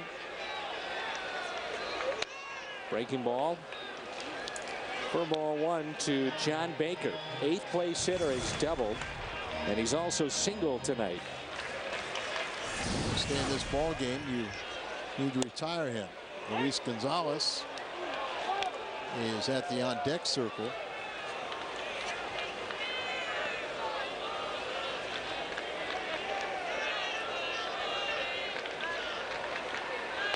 And that breaking ball is low. Luis, who's on deck, as Al told you, finished up last year with the Dodgers. He's been a big part of this success here, you know. That is out to right field. With a carry out of here, it's at the wall and caught by Ludwig. Anthem Blue Cross Blue Shield and Samaritan's Feet are asking fans to help kids in need by bringing a new pair of shoes to donate when they attend the Cardinals game on August 22nd. Anthem Blue Cross Blue Shield shoe donation. We're going to have to talk to Pinheiro with Gonzalez. One of our favorites all time, just a class act, and hit his 353rd home run yesterday's ball game. It's been a .284 hitter in his career. 8 years in Arizona, 6 years in Houston, a couple of years with the Cubs. I asked him, time is creeping up. I asked him how old the triplets were. He said 10 years old. Wow, I can't believe that. I'll never forget when he first had them and Jack Buck interviewing Gonzalez in St. Louis. He said, "You're a busy man." This is the way he started the interview, and he said, "Jack, you have no idea." Wow, 10 years old. 10 years old. Man. So he thought they started school today. 1-1 pitch. Gonzalez back to Pinheiro. And Joel Pinheiro is through 7. Albert Pujols. Very nice work.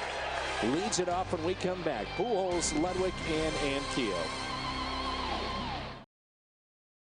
Let's take a look at the Cardinals game summary. It's brought to you by Jack in the Box as Tony La Russa and the Cardinals make their lone visit to Florida to take on the Marlins. The Cardinals here in the top of the 8th have a lead of 3-2. Pinheiro has been sharp. Sanchez was sharp with the exception of a couple of mistakes. One of those very costly. Molina's home run. Defense behind Pinheiro sharp tonight.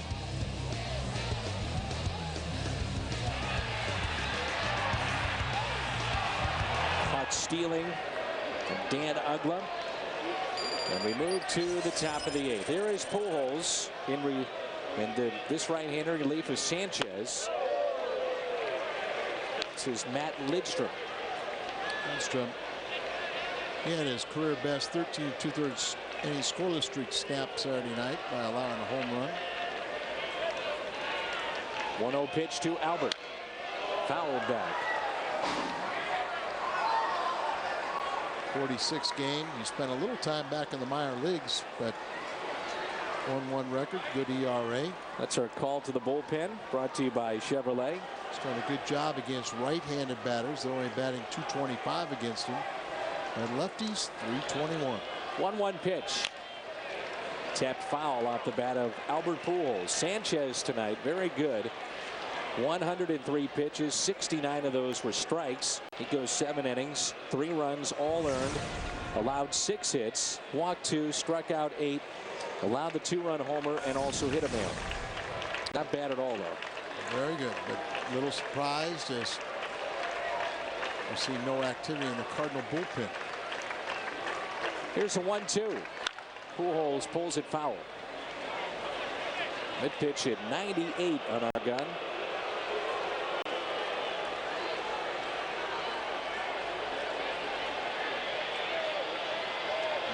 Pitched a way over ball game, but 1-run lead.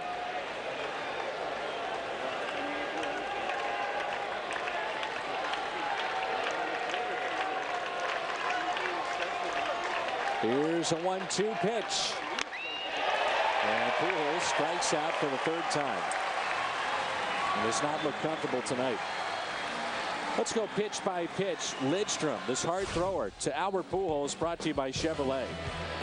Just challenge him inside. That may set the tone. Back inside again, fouls it off. Little slider, he got a little piece of it. Fastball, couldn't get there, and then he chases one up out of the strike zone. A rarity to see Albert with 3 punch-outs. Lidstrom, 28 years of age, 6'4", 210.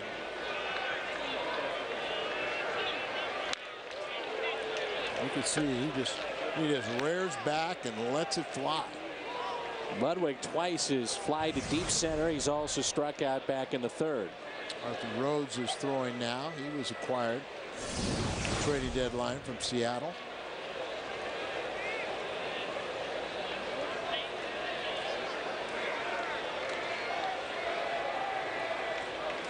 There it is again. That pitch at 95. You're right, Al. I mean, he just rears back and says, "Here you go." Old-fashioned hardball. Saw a slider in the sequence to Albert, but a lot of motion. Just puts maximum effort. Delivery. 0-2. Ludwig, base hit into right. Reaches for the first time. Now remember, this pitcher, 225 average against right-handers, but 321 when he's facing a lefty. And there's that ball down. And Freddie Gonzalez probably is going to go get him and bring in his lefty. I always consider him to be a low ball hitter. I know people think he's a high ball hitter, and I think he's a good breaking ball hitter. They've got 3 lefties in their pen. Freddie Gonzalez, just like with what we see with Tony La Russa, carries an awful lot of relievers. Only 4 position players on his bench. At the deadline, they picked up Arthur Rhodes. He'll come in to face Rick Ankiel when we come back. Arthur Rhodes, a lefty in our Chevrolet, called to the bullpen. 4 games, no ERA, no record, no saves for the Marlins. This will be his 633rd relief appearance, which is 4th most among active left-handed relievers in baseball. And he gets Rick Ankiel here. 1 out, runner at first. He's held left-handers to a 174 average, 8 for 46. Righties are batting .278 against him. He's only allowed 1 run in his last 23 appearances. 38-year-old Rhodes was 2-1 with a 2.86 ERA over in the American League with Seattle. 26 strikeouts in 22 innings. Lifetime record of 77 and 61. Had Tommy John surgery in May of '07.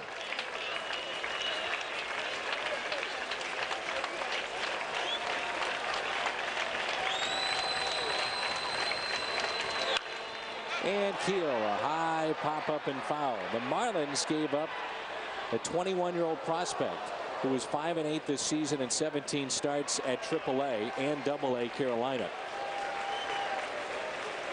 That's when you're going for it, when you give up a prospect like that for a situational lefty.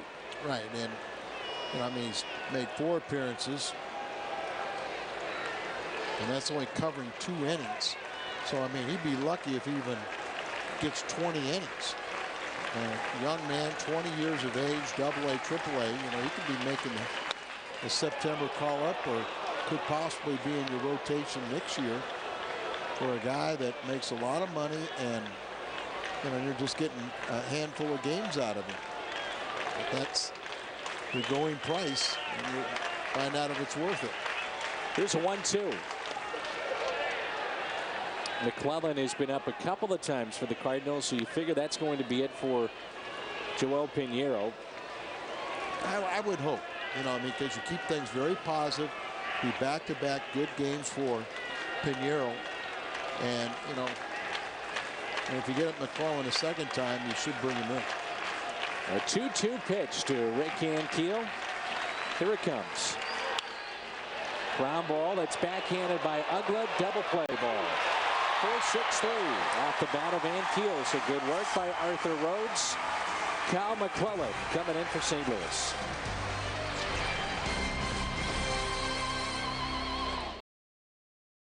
Cardinals baseball on FSN Midwest is brought to you by Budweiser, who thanks you for being a designated driver.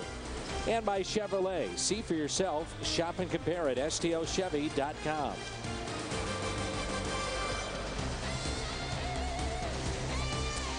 Back in Florida, Al Brabowski, Dan McLaughlin with you. And it's 3-2 St. Louis as we move to the bottom of the 8th. Kyle McClellan, his 57th appearance of the year for the rookie from St. Louis.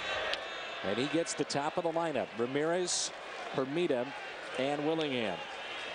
And possibly this could be a tougher inning than the 9th. And a lot of that has to do with this young man at the plate.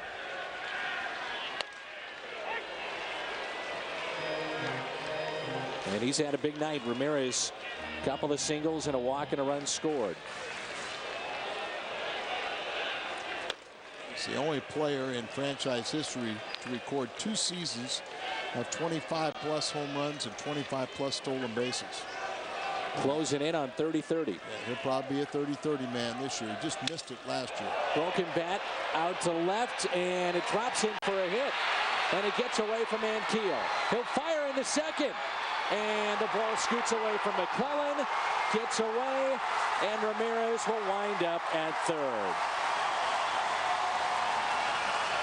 On a ball that looked like Ankiel might be able to catch it, falls in front of him for what should have been a harmless single. Winds up with Ramirez and his great speed over at third. And Dan, this is a situation that maybe Tony La Russa should have put a defensive player in for Rick Ankiel.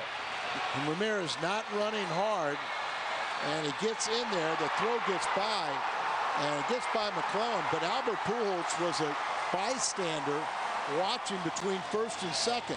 Rick is not 100%. They told him to play things a little conservatively. And with a one-run lead, if you got a guy defensively, maybe you should have put in one of your better outfielders out there. And that play should not have gotten by to allow him to go to third. Hermida taps it foul, as we saw at Shea Stadium a couple of weekends ago.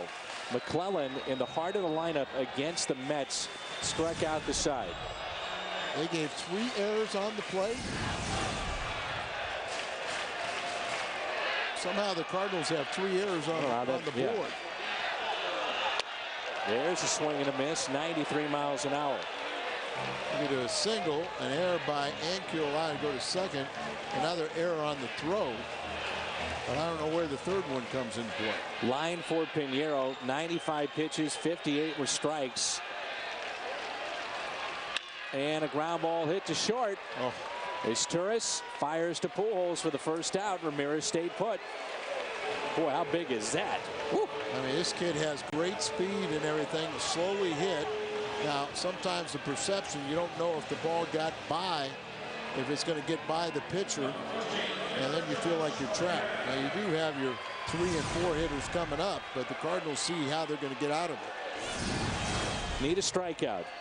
Josh Willingham has walked, singled, struck out in the 5th. Can't get a strikeout until you got 2 strikes, so you get a pop-up. Nice block by Molina in a pressure situation.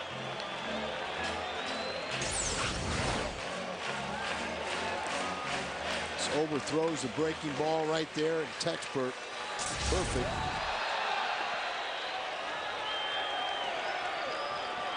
Infield in the 1-0 pitch.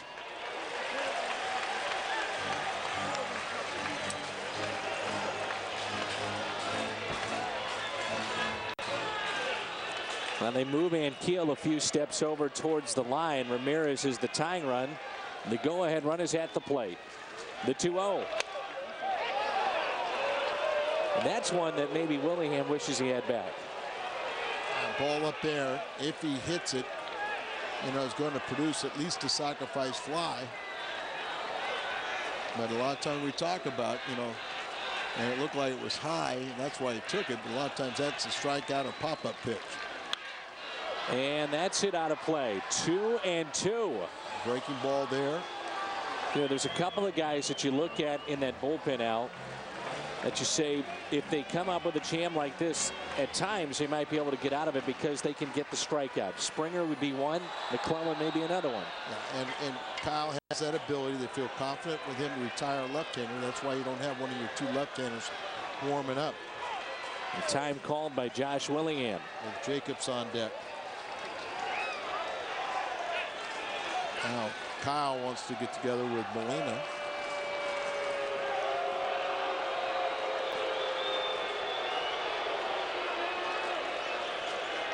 McClellan has had a terrific rookie campaign for the Cardinals. At times he's been just spectacular. And the only time you've seen a little falter is when he's overused. And that's basically it. And that's really, he's no stranger, because when Franklin and Springer, McClellan, and these guys have a full complement of rest, they have pitched outstanding. Just at times they've been having to pitch 3 days in a row or 4 out of 5. And that's why you feel he should be rested and ready to go with his good stuff. And pitched since Friday, isn't it? That's right. 1 inning against the Cubs. Ramirez is the tying run. 2-2 is the count. Want to go inside to Willingham. And he got him, a strikeout. He hit his spot, and there's 2 away. Oh. Well, you want to come inside. Batters don't like to be pitched inside.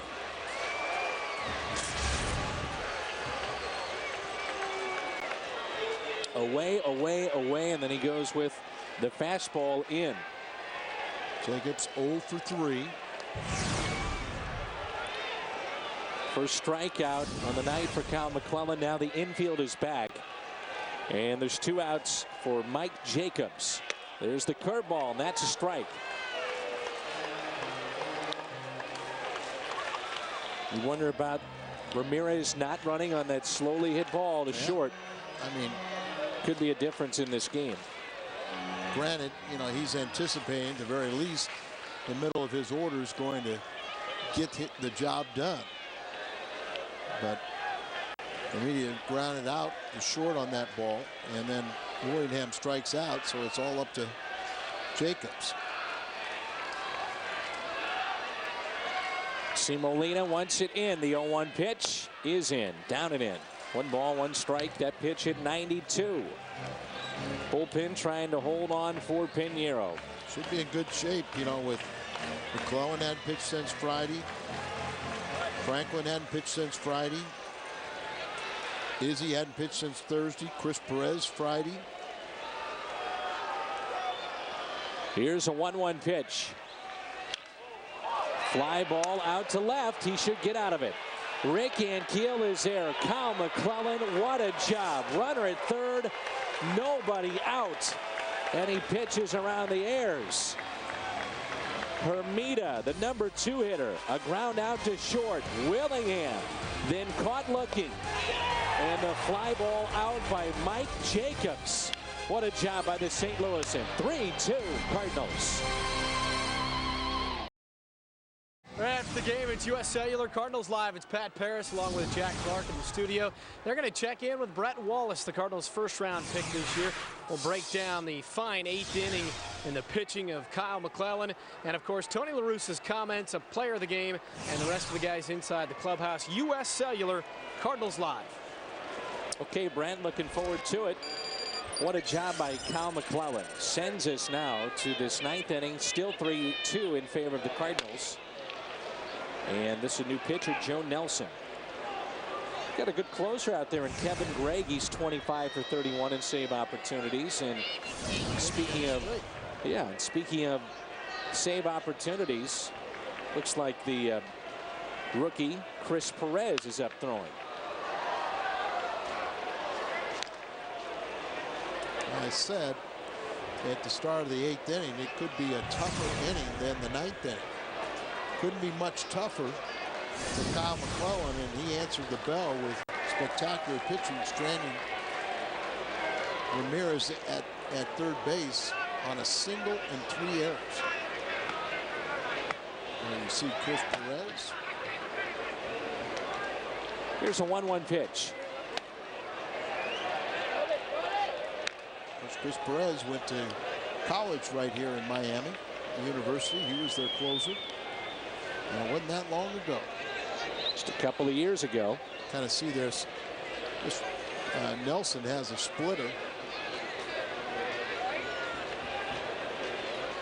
Here's a 2-1 pitch.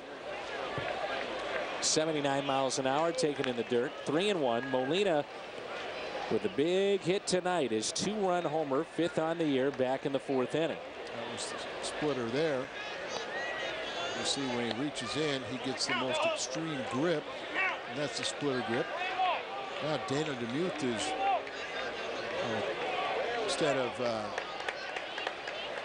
they had 2-2 on the board, and now it's 3-1 or 3-0? 3-1. Should be 3-1. Next pitch to Yachty. Grounded to third. And that's the first out to start the 9th. Looking at the numbers on Brett Wallace, the first-round pick for the Cardinals, Al. I mean, the guy can just flat out hit. He's hitting .346, 5 home runs, 22 RBIs in just 34 games. You know what? Seriously, he's at Quad Cities, right? All right. I mean, he should be doing that. I mean, he's a #1 draft pick playing in one of the best college programs in the country. He should be accelerating there. And back-to-back triple crowns, right? Right. Triple crowns in the Pac-10. I mean, he should dominate, and there's nothing wrong with having him dominate at a level to get to experience that and be accustomed to it. There's a 1-0 pitch. Hit to short. Ramirez up with it. 2 away. The Marlins will have Ugla, Helms, and Cody Ross coming up. They still have Jorge Cantu on their bench. Joe Mather will be a pinch hitter. Number 62, Joe Mather. So we will see Chris Perez in the bottom of the ninth. And there's 2 outs and nobody on for Mather. You are playing with a limited bench, but they could have done a double switch with the pitcher and put Mather in the outfield. And I always say that because, you know, when Rick is healthy, he's one of our best outfielders, but playing left field. And first time in 15 days he's playing in the field and told to play conservatively. Here's the other thing to keep in mind, too. He will tell you he feels most comfortable in center. And when we saw him come up, remember at the end of last year, he was playing right field. And was awkward defensively. Right. There that splitter was and had Mather way out in front. And I always say this because Tony had instructed him to play conservatively. You know, competitively, you come in there, you start trying to play, and the ball hopped away from him. 0-2 to Mather. He hits it a ton out to left center field. At the track, at the wall, and it's gone. Just over the wall. Mather on an 0-2 pitch gives the Cardinals a little cushion. It's now 4-2 St. Louis.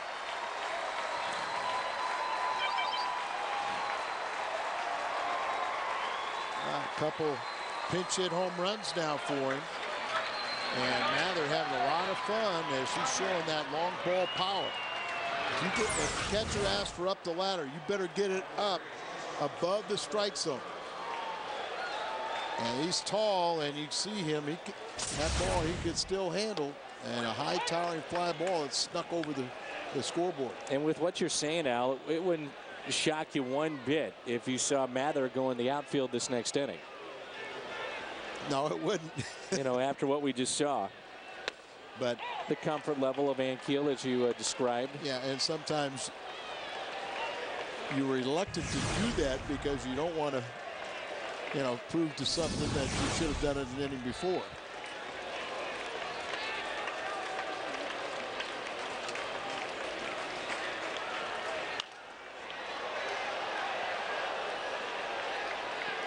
Kyle McClellan,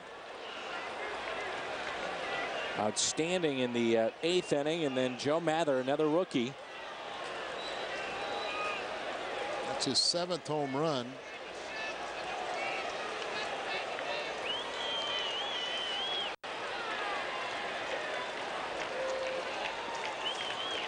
Oh, 2 to Isturis. He slaps it the other way. That's well hit down the line and foul. Well, Joe Mather's really provided a little spark to this Cardinals lineup when he's gotten a chance to play. We've talked about his defense. First inning of his big league game in right field, he made that diving catch. He's had a couple of home runs that have been late in ball games. And that's his 2nd pinch hit home run. That is always good to see a young player. He's 4 for 9 as a pinch hitter with 2 home runs. That's one of the most difficult tasks, to come off that bench late in the ball game and help out. Here's an 0-2 pitch. You know, baseball is such a crazy game, and we still have 3 outs to get, but you look at the guys that have contributed tonight offensively. Yadier Molina, Joe Mather. You could have a situation where your 8th inning guy is a rookie, Kyle McClellan. Your 9th inning guy is Chris Perez. I mean, who would have thought some of the names that we're talking about here being major contributors for the Cardinals here in 08. Isturis, left center, and the catch is made. Joe Mather with the home run extends the Cardinals lead to 2 runs on an 0-2 pitch.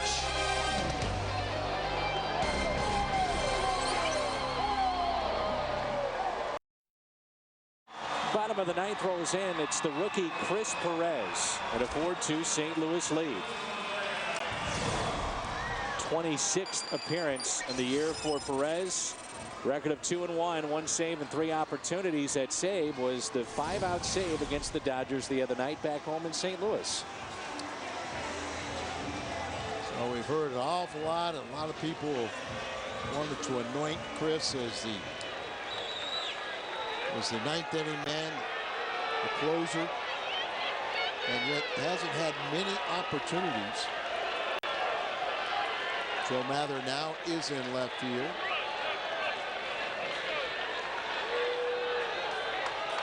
Dan Uggla digs in for the 4th time tonight. The thing Yachty told him was no walks. Got a 2-run lead. That's the quickest way to get yourself in trouble. Here's a 1-0 pitch. Way inside, 2-0. Cardinals, as we've talked about, they're grooming Adam Wainwright to come back and work out of the bullpen. Quickest way to get him back. Also, at every opportunity, Dave Duncan and Tony Russo will say, hey, Chris is going to be an outstanding pitcher, but he's not ready yet. And it's 2-1. I found it interesting in his post-game comments the other night with either Brent or Jim. I can't remember who it was with, but he talked about on the field that he feels most comfortable in this spot as a closer. Yeah, I mean, that's Chris Perez talking, but as I said, Tony and Dave Duncan at every opportunity say he's not ready yet. Now, my way of thinking, who's your best alternative until Wainwright comes in? And, you know, and it's not really fair for Wainwright, you know, until he's really acclimated and fully under control coming off his injury. 3-2. We hope to get an update on Wainwright before the night is through. I'm sure the postgame will have it for you. Pat Paris and Jack Clark coming up on the postgame show. 3-2 is the count on Dan Uggla. Cardinals in desperate need of a win. No walks. And he walked it. Leadoff walk. The tying run comes to the plate.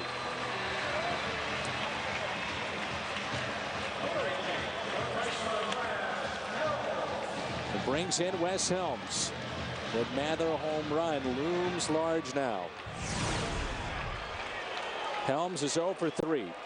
So 3 balls on the ground. How about a 4th and turn 2? Cardinals, when they sent down Perez, they talked about him throwing 1 slider for every fastball. We've seen nothing but fastballs here. Well, he's just doing what his catchers tell him to do. But right now, and it's a frustrating situation because that should be the pitch that he can command the easiest. And part of it was he got away from the slider because he was throwing so many fastballs up here and he lost his release point. And we're doing it again.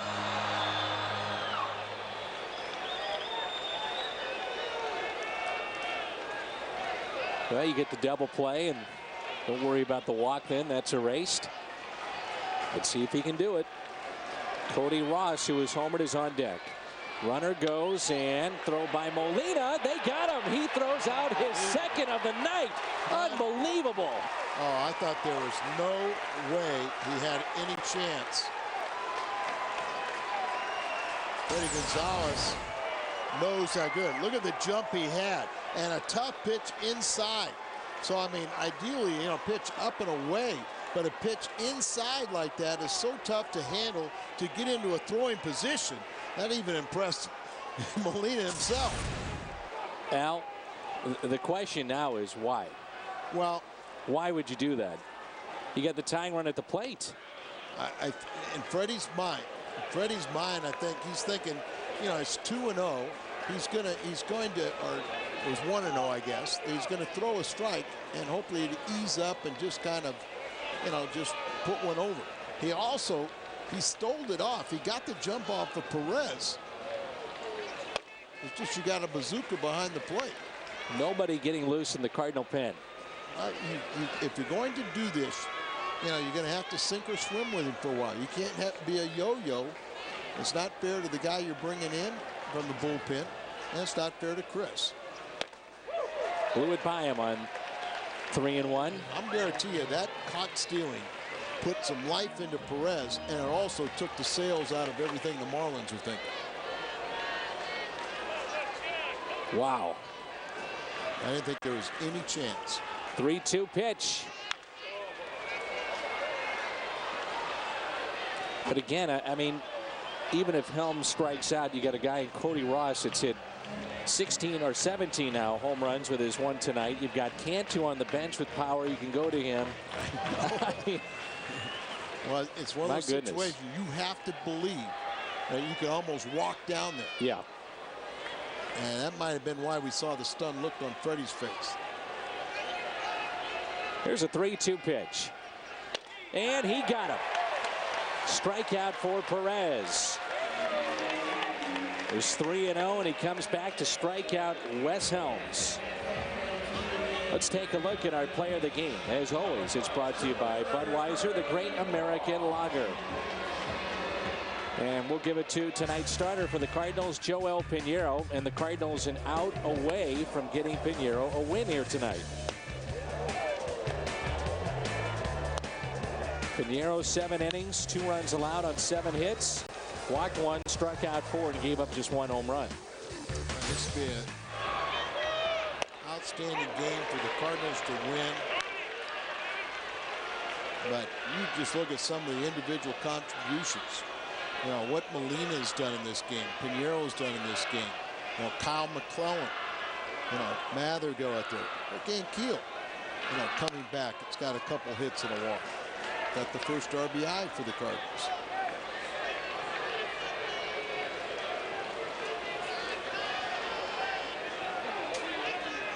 One ball, 1 strike on Cody Ross. Stealing down by 2 runs here in the 9th inning. The tying run at the plate and caught stealing, the second of the night for Yadier Molina, who's also hit a 2-run homer. Now the Marlins down to their final strike. With the win, the Cardinals would move to 11 games above 500. 1 ball, 2 strikes. 2 outs. There's the slider. Here it is, the 1-2. Hit down the right field line. It is slicing, and it is foul.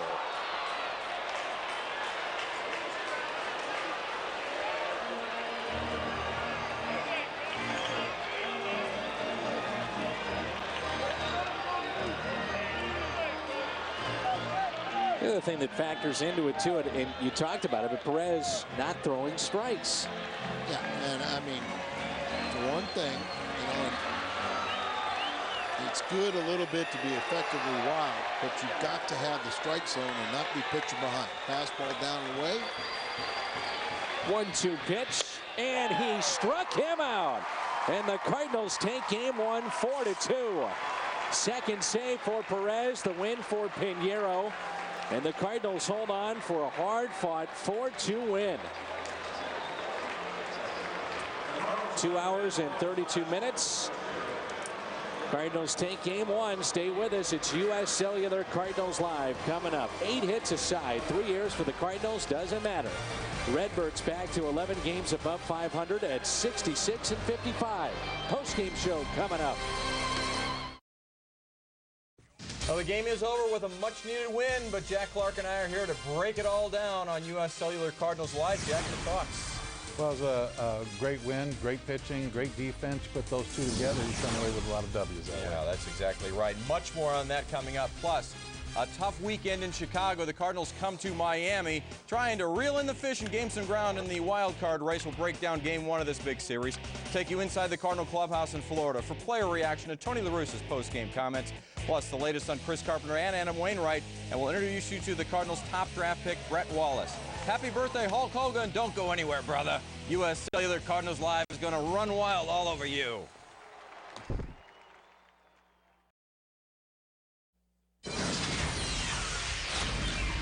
Welcome to U.S. Cellular Cardinals Live.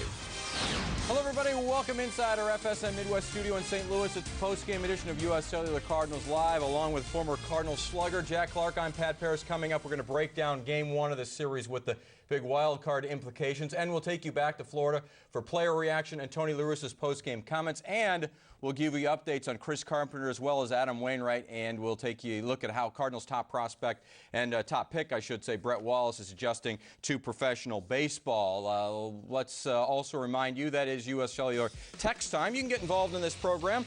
Text us a question about the Cardinals or comments as well. 37289 is the number. Remember to include your first name, where you're texting from in that message, and standard text messaging rates, of course, do apply. Let's head back right now to Miami. Brent Stover standing by with Rick Ankiel, our Mid-America Chevrolet dealers player of the game. Brent? Pat, thanks. And Rick, finally back in the lineup. First and foremost, it must have been nice just to be back on the field. Yeah, excited to get back out there and be able to start a game and come in there and help the team. And a couple of hits. That's key, too, to come back and be on a little bit of a roll. Absolutely. Big RBI, two-out RBI hit there in the first, and then added on to another one. So it was a good night for me, good night for us.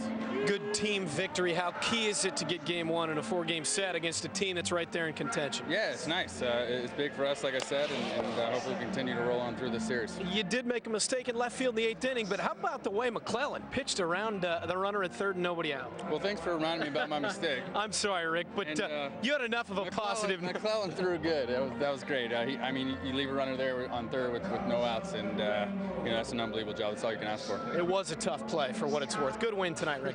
Thanks. Pat, back to you. All right, Brent, thank you very much, and good to see that, well, Rick Ankiel can have a little fun with that. It certainly isn't one of the things that are going to be seen on a Spotlight Rick Ankiel special anytime soon. Well, he's made so many great plays over the year already, and so he's been just wonderful to watch. So, yeah, made a little blunder there, but he hasn't played left field either. That ball coming off the bat, you know, maybe deked him a little bit, and but you know, he knows he needs to keep that ball in front of him at that point in the game. You know, with and McKellen did a great job coming back and picking everybody up. Yeah, we'll talk much more about that. How about more analysis right now and a view from the booth? It's back down to South Florida. The man who just called the game for you, Dan McLaughlin, Al Rabowski, join us again live. And guys, this thing had everything, just enough run scoring, and certainly the pitching was outstanding. Yeah, here's a night where Albert Pujols has a walk and 3 strikeouts, doesn't contribute offensively. He does so, though, defensively with a very key double play at the time. But the Cardinals look at Molina, and they look at their young pitchers who come through in that bullpen tonight. Well, Pinheiro was outstanding, but it all boiled down late in the key pitching with Kyle McClellan on the mound, nobody out, and a runner at third base. He gets a ground ball to third. Ramirez does not come home. Then he gets a strikeout for the second out. That runner still, the tying run at third base, and then a pop-up.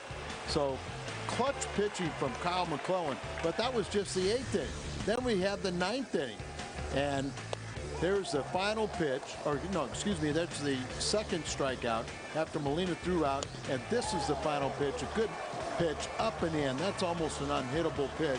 And Perez picks up his second major league save, and the Cardinals pick up a big win. We talked about it during the telecast. A couple of weekends ago at Shea Stadium, Kyle McClellan struck out the side with the big bats in a key spot in that game, and he's the kind of guy that can pitch out of trouble when rested because his stuff is that good. Yeah, he's really matured greatly this season. He's learned a lot and proved a lot to himself, but I love seeing him. But it's whether it's Kyle McClellan, whether it's Perez, whether it's Springer, Franklin, Izzy, whoever it is, with ample rest, these guys have pitched exceptional baseball. It's just a question, will the starters go deep enough? And Pinheiro was outstanding tonight, picking up the win. He goes 7 innings. The starter tomorrow is Kyle Loge. We'll talk about him later in the show. Let's send it back to you, Pat. Guys, thank you. We appreciate it. We'll catch up with you in just a few moments. It is top of the first. Pick up the highlights. 2 outs, runners at the corners. There's Rick Ankiel with that very important infield single. Scores Felipe Lopez. It's 1-0. Ankiel making a difference in his first start in 15 games. Bottom first, that's Mike Jacobs at bat, but Pinheiro throws a wild pitch. Hanley Ramirez scores, ties the game up at 1. To the bottom of the second, 1 out and nobody on for Cody Ross, and he hammers the Joel Pinheiro pitch deep to left. That's gone. So Florida takes a 2-1 lead on Ross's 7th homer of the season. You think, uh-oh, here goes Pinheiro again giving up the lead. But he was terrific from there. Bottom of the third, gets some help from his defense. Albert Pujols makes the terrific play, starting the 3-6-3 double play to help out Pinheiro. Top of the fourth, no outs and a runner on. Yadier Molina rips this one over the left field wall. 3-2 Cards. Yadi's 5th on the season. First homer since June 20th at Fenway. Bottom of the 8th, Hanley Ramirez leading off, and he singles to left. This is the play Brent and Rick were just talking about. It gets by Ankiel, and then a throwing error as well. So Ankiel charged with a couple of errors. Ramirez gets to third base with nobody out. Kyle McClellan, though, not phased a bit after getting the first 2 outs of the inning and not allowing Ramirez to get past third base. He gets Mike Jacobs there to fly out to left. McClellan out of trouble and preserves the 1-run lead. Then to the top of the 9th, 2 outs, Joe Mather pinch hitting, and this is an important, a huge insurance run. A solo blast, Joey Bombs does it again. 2nd pinch hit homer of his career, 7th on the season, his first season. 4-2 Cards at that point, and then it's up to Chris Perez. He picks up his 2nd save of his rookie season, and he goes 1-2-3 thanks to a caught stealing from Yadier Molina as well. Picks up a couple of strikeouts, and the Cardinals win. Cardinals now have won 6 of Pinheiro's last 8 starts, and this is the 5th time in the last 6 games Cardinal starters have made it to the 7th inning or later, and that's the kind of pitching you definitely need to get a win down in Florida. Let's talk about the wild card. The wild card leading Brewers this afternoon hosting the Nats. Bottom of the first, Brew Crew trailing 1-0. Not anymore, though. Ricky Weeks, the leadoff homer to center. Weeks' 10th of the season, and it knots the game up at 1. So the bottom of the fourth, 1-on, 1-out for Corey Hart. He crushes this one to left. His 18th bomb of the season makes it 3-1 Brew Crew. Milwaukee rolls past Washington for its 6th straight win, 7-1 the final. The Brewers 16-8 since the All-Star break, and that is the reason why they continue to lead the wild card standings. The Cardinals, with their wins tonight, keep pace. They stay 3 back. The Mets, a loser this afternoon, blowing a lead late against the Pirates. They fall 5.5 back. Then Florida, 6 back now of the Brewers, and so a little gap opening up between second and third, I should say, but still a little bit of a gap, obviously, the 3 games. And I think now, Jack, we're not conceding to the Cubs, but certainly you're more interested right now in what the wild card standings look like. Well, they've got their work cut out for them, but one thing about the Cardinals, they just keep playing baseball. They keep showing up playing. They get behind. They never quit. They showed that in Chicago. They continue to show up coming in late, early in the morning and getting out there and giving an effort like this. Great performance by Joel Pinheiro. He gave up a solo home run. You know, you don't mind seeing a solo home run fly over the fences. Those 2 or 3 run home runs is that you try to stay away from. Well, and the thing here was the Kyle McClellan situation in the 8th inning. I think the bullpen now seems to be much more comfortable, and you can get out of it. I mean, you don't see this very often, Jack. A guy over at third base after a single and a couple of errors, and then able to get out of it with no outs. Well, and like you said, Pat, and the bullpen obviously has had the finger pointed at them a lot lately, and for him to come in there in a situation like that, and it's kind of like, oh well, here we go again. You know, this is the type of thing, the problems we had. But looking at that right there, that's the best thing you do. Let him hit it to Cesar Asturias and you get the out, because he doesn't miss anything. Yeah, that's exactly right. And then he gets the strikeout looking at Wes Helms, and then Cody Ross comes up again. This time all he can do, though, is pop it up, and this inning is over. And you and I both watching this game were like, uh-oh, you know, it looks now like maybe extra innings for this ball club, and maybe a repeat of Friday night where you thought they had many chances to win the game they couldn't against the Cubs. You hate to go to extra innings because the team hasn't done all that well, but you just have to give so much credit to Kyle McClellan. Now his 27th hold, tops in baseball, and obviously best among all rookie relievers. Well, and Tony likes to use him. You know, he's been out there quite a bit, so you're going to see him. And you know what? I think pretty much now you pretty much know if you see Kyle McClellan in the game, Cardinals have a good chance to win that baseball game. So, you know, with Perez coming in there after throwing, you know, the kind of heat that he has, and McClellan with his fastball and that big overhand curveball, yeah. Very good situation starting to look up, you know, in that bullpen for the Cardinals for a change. Well, and it's silly to say this, you think, when you see 3 errors in the box score and you think, well, the Cardinals didn't have a very good game defensively, but this was a game that the defense certainly helped out Joel Pinheiro immensely. Well, absolutely. I mean, you know, and there it is right there. I mean, somebody that hasn't even been playing third base come and make a great play. This play right here by Albert Pujols, just taking care of the baseball, taking care of catching it first, making a good throw. Cesar Turris taking care of the baseball, making sure he catches it. If you get the double play, good rule of thumb is that the runners can't outrun the baseball, and the Cardinals are very good at that. And a lot of Cesar Turris out there tonight, and if you let him hit it to him, he's pretty much going to get a glove on it. Yadier Molina, just outstanding. I don't know what what's Dan I don't know what doing? Florida's He gets doing caught right stealing then. twice, Dan Uggla, and especially that ninth inning when you're down by 2 runs. You don't really know what he's doing, but maybe he'll not have the green light anymore. Well, not on Yadier Molina anyhow, Right. the kind of arm that he has, and that was That's a tough pitch. Tough pitch right there to get the glove on and come out and make just a perfect throw. And unless you have world-class speed, I don't think he's going to outrun that baseball. Well, and we're looking now at the difference between the Cardinals and the Marlins, and this is the defense, how they rank. And it's the Cardinals ranking first or second in all these stats you see there as far as fielding percentage goes, the errors, the double plays, while the Marlins in the National League, they're ranked right down at the bottom, second to last or last in these defensive categories. And it's, well, on one hand, it's amazing that the Marlins are still in the race in not only the NL East, but in the race as far as the wild card goes. But the Cardinals certainly helped out by defense all season long, and despite the 3 errors, helped out tonight. We're going to continue here on U.S. Cellular Cardinals Live. More from Jack as we break this one down. We'll talk about Joel Pinheiro. We'll go back down to Florida to get reaction as well. In his first month as a member of the Quad Cities River Bandits, Cardinals top pick Brett Wallace has picked up right where he left off at Arizona State. Jim Hayes recently catching up with the 13th overall pick this past June. It was back on July 1st that Brett Wallace, the Cardinals' top draft pick and 13th overall, had just signed his contract and was in St. Louis taking BP with the big club. It was unbelievable, yeah. Just everything that I got to do there. I mean, from taking BP to meeting the team to, actually signing the contract and meeting everyone. It was just, it was a dream come true. Wallace, a 2-time Pac-10 Triple Crown winner at Arizona State, went from St. Louis to Quad Cities, where so far he's lived up to the hype of being a first-round pick and then some. Most of the times you're trying to get these guys to understand the strike zone, which is one area that we really don't need to talk to him about because he's got pretty good plate discipline. So the big thing with him now is I think that'll help him advance a lot quicker. I think minor leaguers, they attack more with fastballs. I think in college they pitch away from contact because you have metal bats. And so, now pitchers aren't as afraid of contact. They're more, they're trying to get you to make contact, just surprise you with pitches. So, attack the fastball. I got to be ready for every pitch. Offensive production has never been a question with Wallace. His defense is another matter, mostly because he doesn't look like your prototypical third baseman. So far, he's earning praise on that front as well. The other coaches that have come in here with the Rovers and the guys on our staff here, I think we all feel like he can play third base.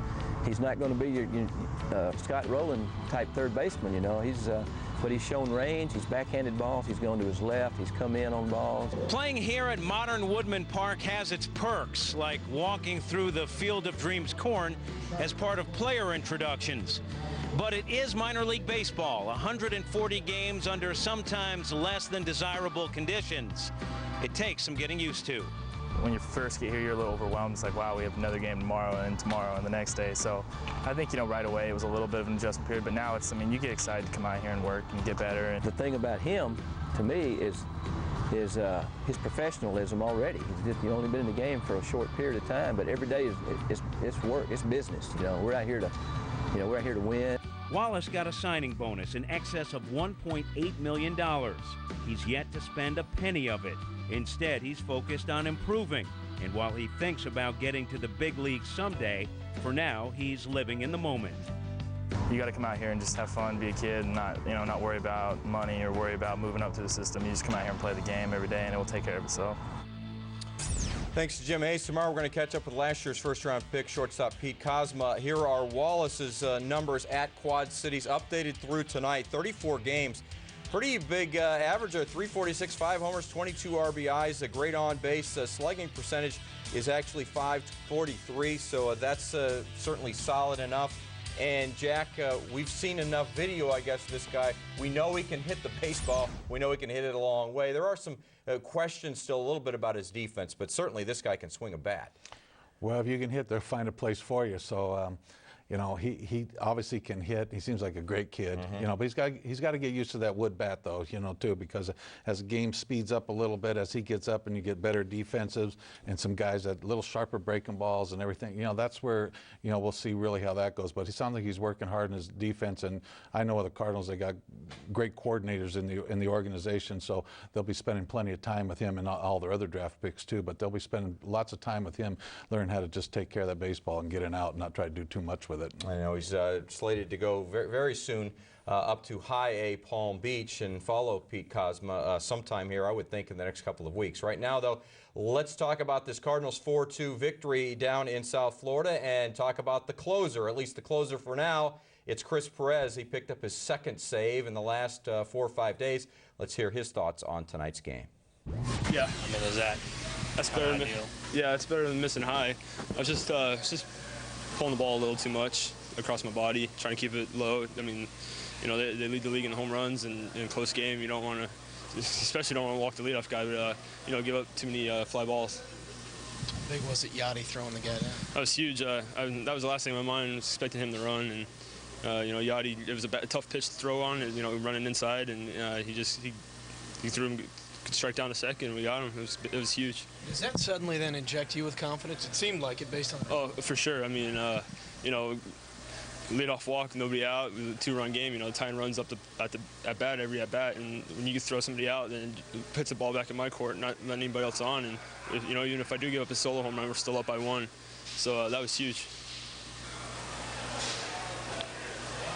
I mean, we see the play at second, but Molina just kind of guiding you through that. Yeah, I mean, he was telling me, you know, I was trying to throw too hard and open up early. He was just telling me to stay through the ball and just throw strikes. And you know, when Helms was up, he didn't even throw a sign. He just sat up down the middle and knew the fastball was coming. And you know, I just after falling behind with Helms, I just told myself, just, you know, slow it down, just throw it down the middle, let him hit it.